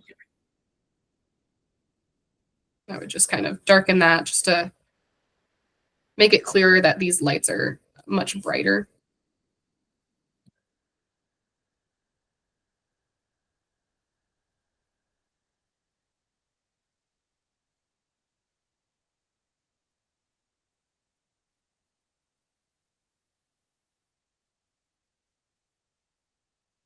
As well as just kind of darkening some of these areas in general to give a little bit like it's still a background, so it doesn't have to have that strong level of focus that like an illustration needs to. But you can still achieve some of that just by, let me see if I do a really basic pass at changing the focus a bit.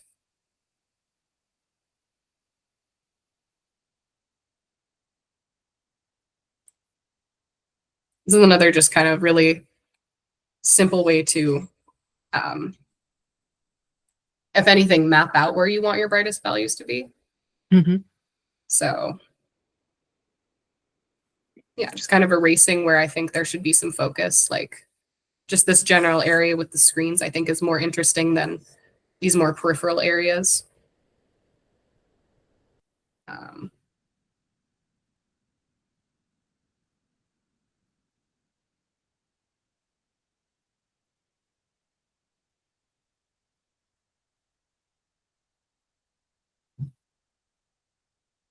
As far as the walls go, yeah, I don't know if I would keep them this.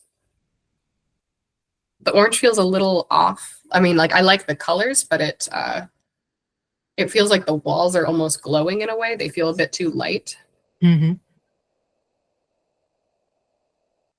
if you did want to, you said the walls are, I'm so sorry, I forgot what color you said the walls are again. Like It's all like green. They are like green. So I would keep them closer to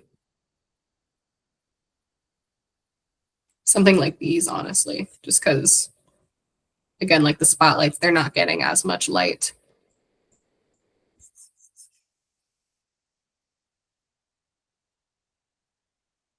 And if these are darker, it'll also make the screens feel like they're glowing even more.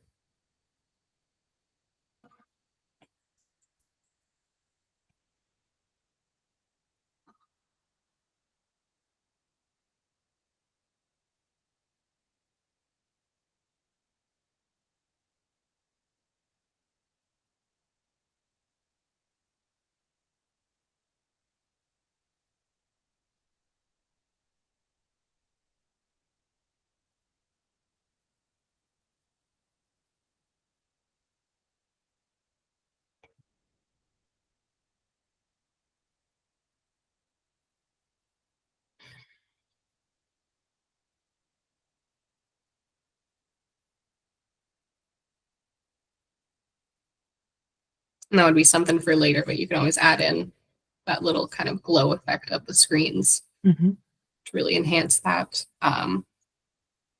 Yeah, I would say as far as advice goes, I would just try and incorporate some more of these colors back in, like these more muted tones. I don't know, they just kind of read a little bit better. And you can still keep this really bright green lighting, like on these edge highlights, that reads really well. I think just, yeah, incorporating all these more muted tones in the shadows and these less important areas would read a lot better. Okay. Yeah, I really like where this is going. Thanks. So in my thumbnails, like the kind of like the outer vignette area, like the values aren't as dark. And then like when I was painting on like kind of like the one that's not the thumbnail, I decided to make like the values darker, but I'm just wondering if it's like too dark to the point where like it's kind of looking too black. Because I feel like in the thumbnail, like you can kind of see like the local colors a bit better, but it's just like the contrast isn't as nice. But then like I darken the values and the colors kind of start to like flatten out a bit too much. Okay, like on these little pipes and everything. Not the pipes, just like kind of like the is it possible to annotate? I don't know. No, I don't know if you can do that like on the screen. I'll just start kind of pointing out some areas and we'll see. Do you mean like the walls around here? Or... Yeah, the walls and like the walls that's like hang from the ceiling as well. Oh, like this whole thing? Yeah. Okay, yeah, and like over here and stuff. I actually like that you're losing a lot of detail in those areas. Okay. You definitely want to keep like high focus in this more, central area to it, and then lose a lot of that in the areas to the side. Mm-hmm. Like for that, I would also suggest just kind of like fading out the lighting like you have over on this side. You can do the same thing over here, even though it is closer to the screens, but it still would help to just kind of darken these out a little bit. Just so it's, you're not getting that really strong contrast from this table. Okay. Like the corner of it is a little distracting when it's that bright. But if you just kind of editorialize where maybe it wouldn't fade to this color, but for the purpose of this background, it helps. So therefore it will happen. You can do things like that. You could fade it kind of like all the way over here. God, it's hard working with this square brush. Just kind of fade it all the way and really make it focus on just this central area where, if this is a background for, and I don't know, is this a background for animation? Did you have any intention for it, or? Yeah, it's kind of like as if I were like painting a background for like a portfolio for animation. Right. Yeah, like a panning shot, Mm-hmm. which is very ambitious. I've never done a panning shot like this. Yeah, I think just kind of fading it out like that helps. You don't have to do it so extreme though, because if this were to be a finished piece and you had characters walking from here all the way to here, you don't want it to be like complete shadow in this side, but it still helps to imply distance where you have it fading, either fading to a little bit grayer over here or fading darker. It just works out. Okay. But I also really like this little bit of pink you had in here that you could, I don't know, maybe incorporate into a couple other areas if you wanted to keep it in like a more painterly style. Yeah. Just like kind of treat it like you have a pink underpainting or something. And you can just have little bits of that showing through in certain spots. Or even, let's see, taking a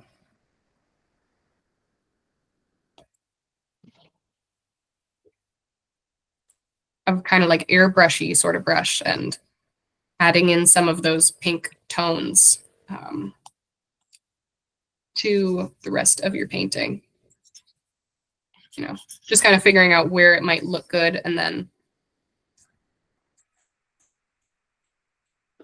throwing it in very generally, and then you can get some of that neat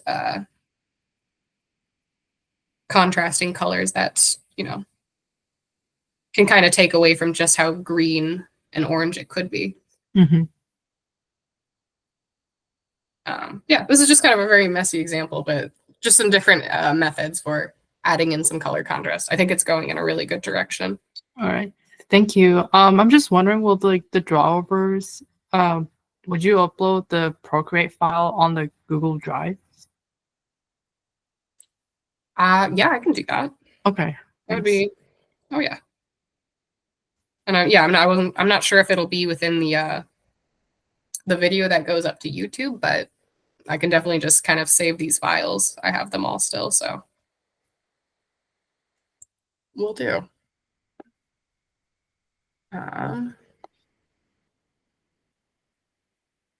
Okay, I should. Oh yeah, go ahead, Carly. I hope I'm pronouncing your name right. I'm sorry. You are. It's Coralia. Okay. Yeah. If you want something shorter, you can always just call me Cora. I was wondering. Sorry, I was wondering if I could go after in critique because I need to head to bed soon. But I wanted to hang out to listen too. Sure, I appreciate that. Yeah. Yeah, I think this should be my last one as well because I also have to work early in the morning. So we'll just make this the last go. Is it? Yeah, I assume Cora Tomato too. Yep. Nice. Oh yeah, this one's really nice. Thank you. Let me get that going. No, this is already like a really nice stylization of the colors. What stood out to me first is I love those little green tones you're using in the tomato. Mm-hmm. They're actually orange, I think, if you like color pick them. Right. I know. And that's what's so weird is that, yeah, they're like a yellow, but you know, just when you put it right next to this bright red, it almost comes off as green. Yeah. I just really enjoy that. I think the only way I would tweak it is if you were to kind of lighten those tones so they, or maybe perhaps blend them in slightly more just with, to get back to a different brush now. Let's try and use, this is kind of similar to what you used. I think just like having a pencil brush. Oh, pencil brush. Oh, I might. Yeah, it was like a creamy pencil brush.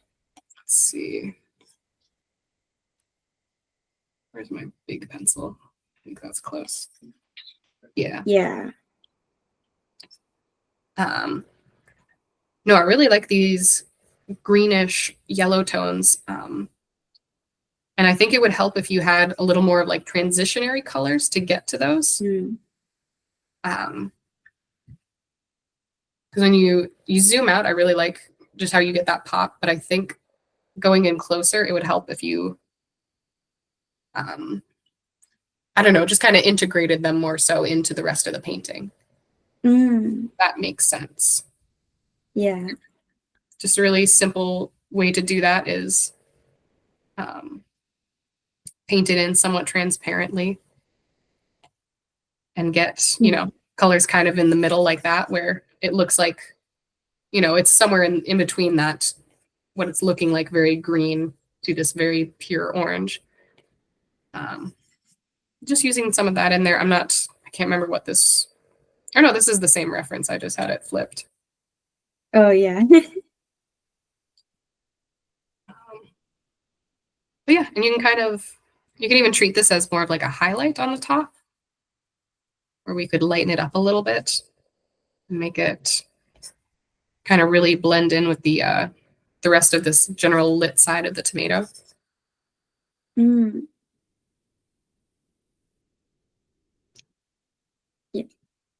I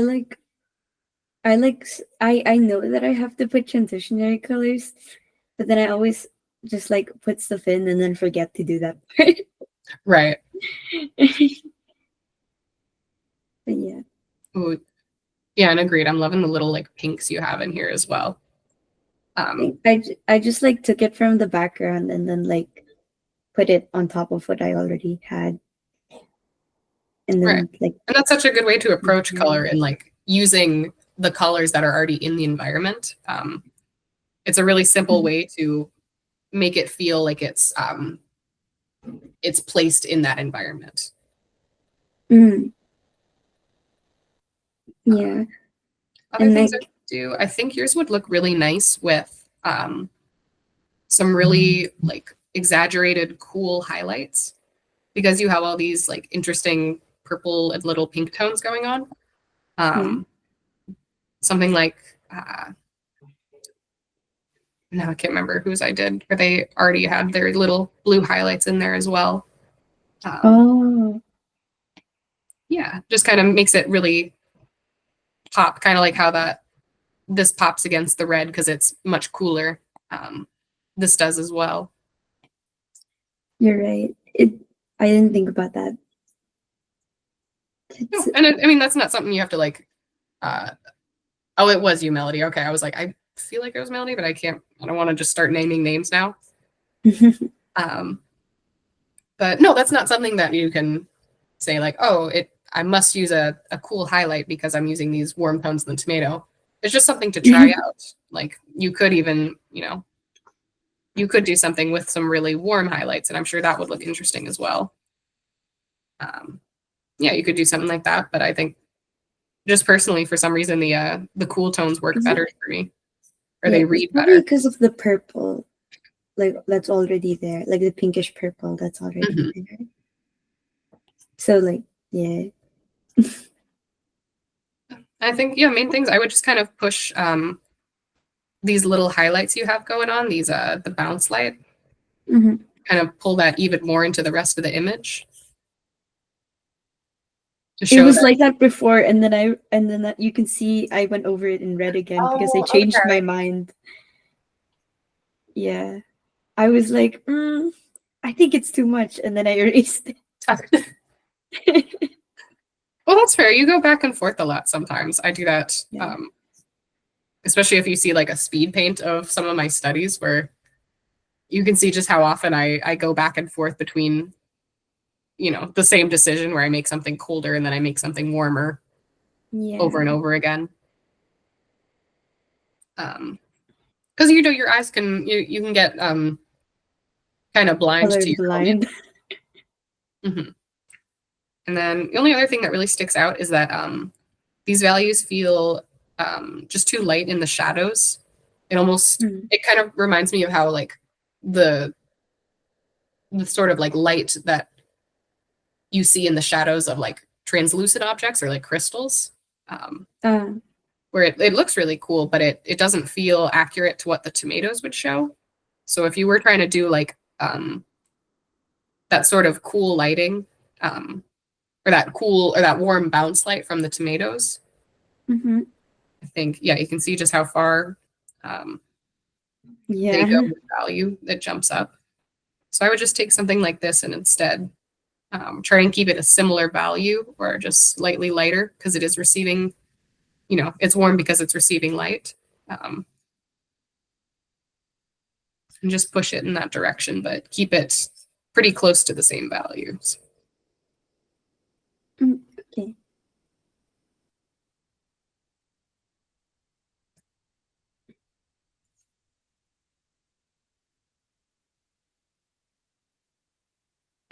You were right about the purple. I should have kept it in.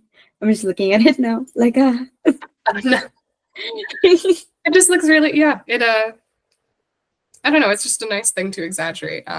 You can even, if you want, you could make the whole background closer to that color. So it even kind of makes a little more sense why it would be that purple.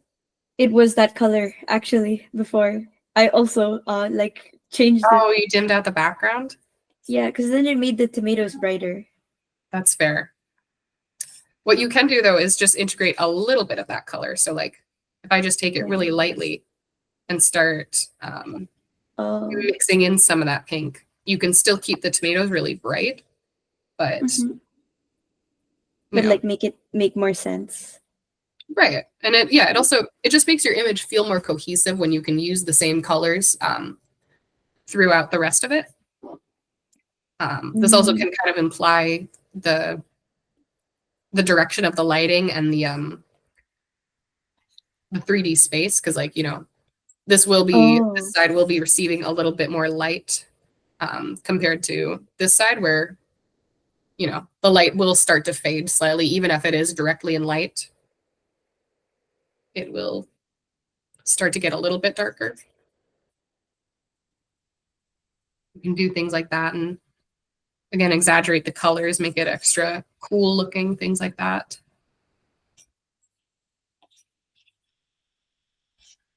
I think in the example of the apple I did, where was it?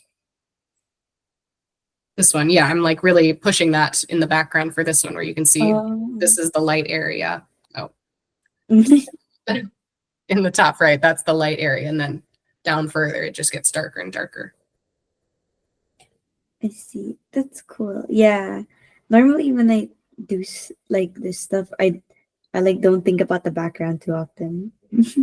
I should though. Right, just in like a very simple sense, where even if you don't care about what the background looks like, you just have to think about how it's going to influence what you actually care about Yeah. in the painting.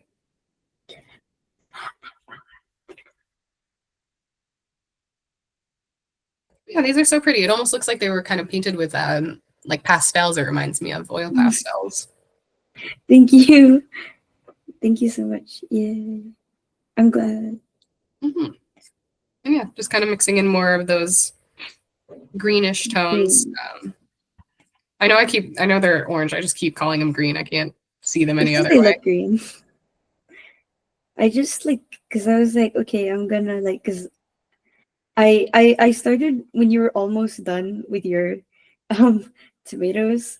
So I was just like getting all of the colors from like already all what I already put down basically. Oh, okay, nice. Yeah. So I'm like, okay, like, cause I got that green is from the same light orange that the highlights are right above. So I just made it gray. Like I made it gray and then I slapped it on top and it was green. So yay. And that's I know what that's the weird part, where it's like, oh, and now it's, it was a totally different color in one side of my painting, and now it's green next to all of this. simultaneous contrast. Yeah. Yeah. But it looks really good. I think it also works too because you already have that bit of green in the stems Yeah. or the leaves of the tomato, and so it's nice to, again, like you're kind of integrating a little of the pink into the background, just getting little splashes of that green in the rest of your art, even if it's not like reflected light, like Yeah. these stems in the reference, they weren't really reflecting a ton of green light into the image. But it just makes it feel more cohesive. You can see that you're using, like if this was a traditional painting, you're using all of these paints that you've mixed up in different areas. Mm. Okay. Yeah, I guess any other questions you had about yours before I probably call it good for the night?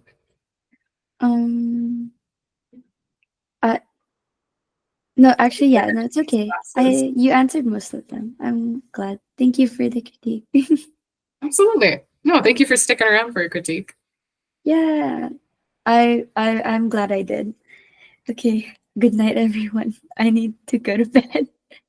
Fair. Yes. I will as well. But yeah, I will upload all of these to a folder in the Google Drive, as well as this presentation itself. Is there anything anybody else wanted before I guess we head out for the rest of the night? I also did like a painting of like the in class exercise. If I want feedback on it, do I just like email it to you, since I understand we're like short on time right now? Fair. Yeah, I would say definitely email it to me or send it through Instagram, either one of those. And I can get back to you on it. I work tomorrow morning, but afterwards I can get back to some people on this. All right. Goodbye. Yeah, no, I'm Thank you sorry so I can't much. get to everyone. No, thank you for coming.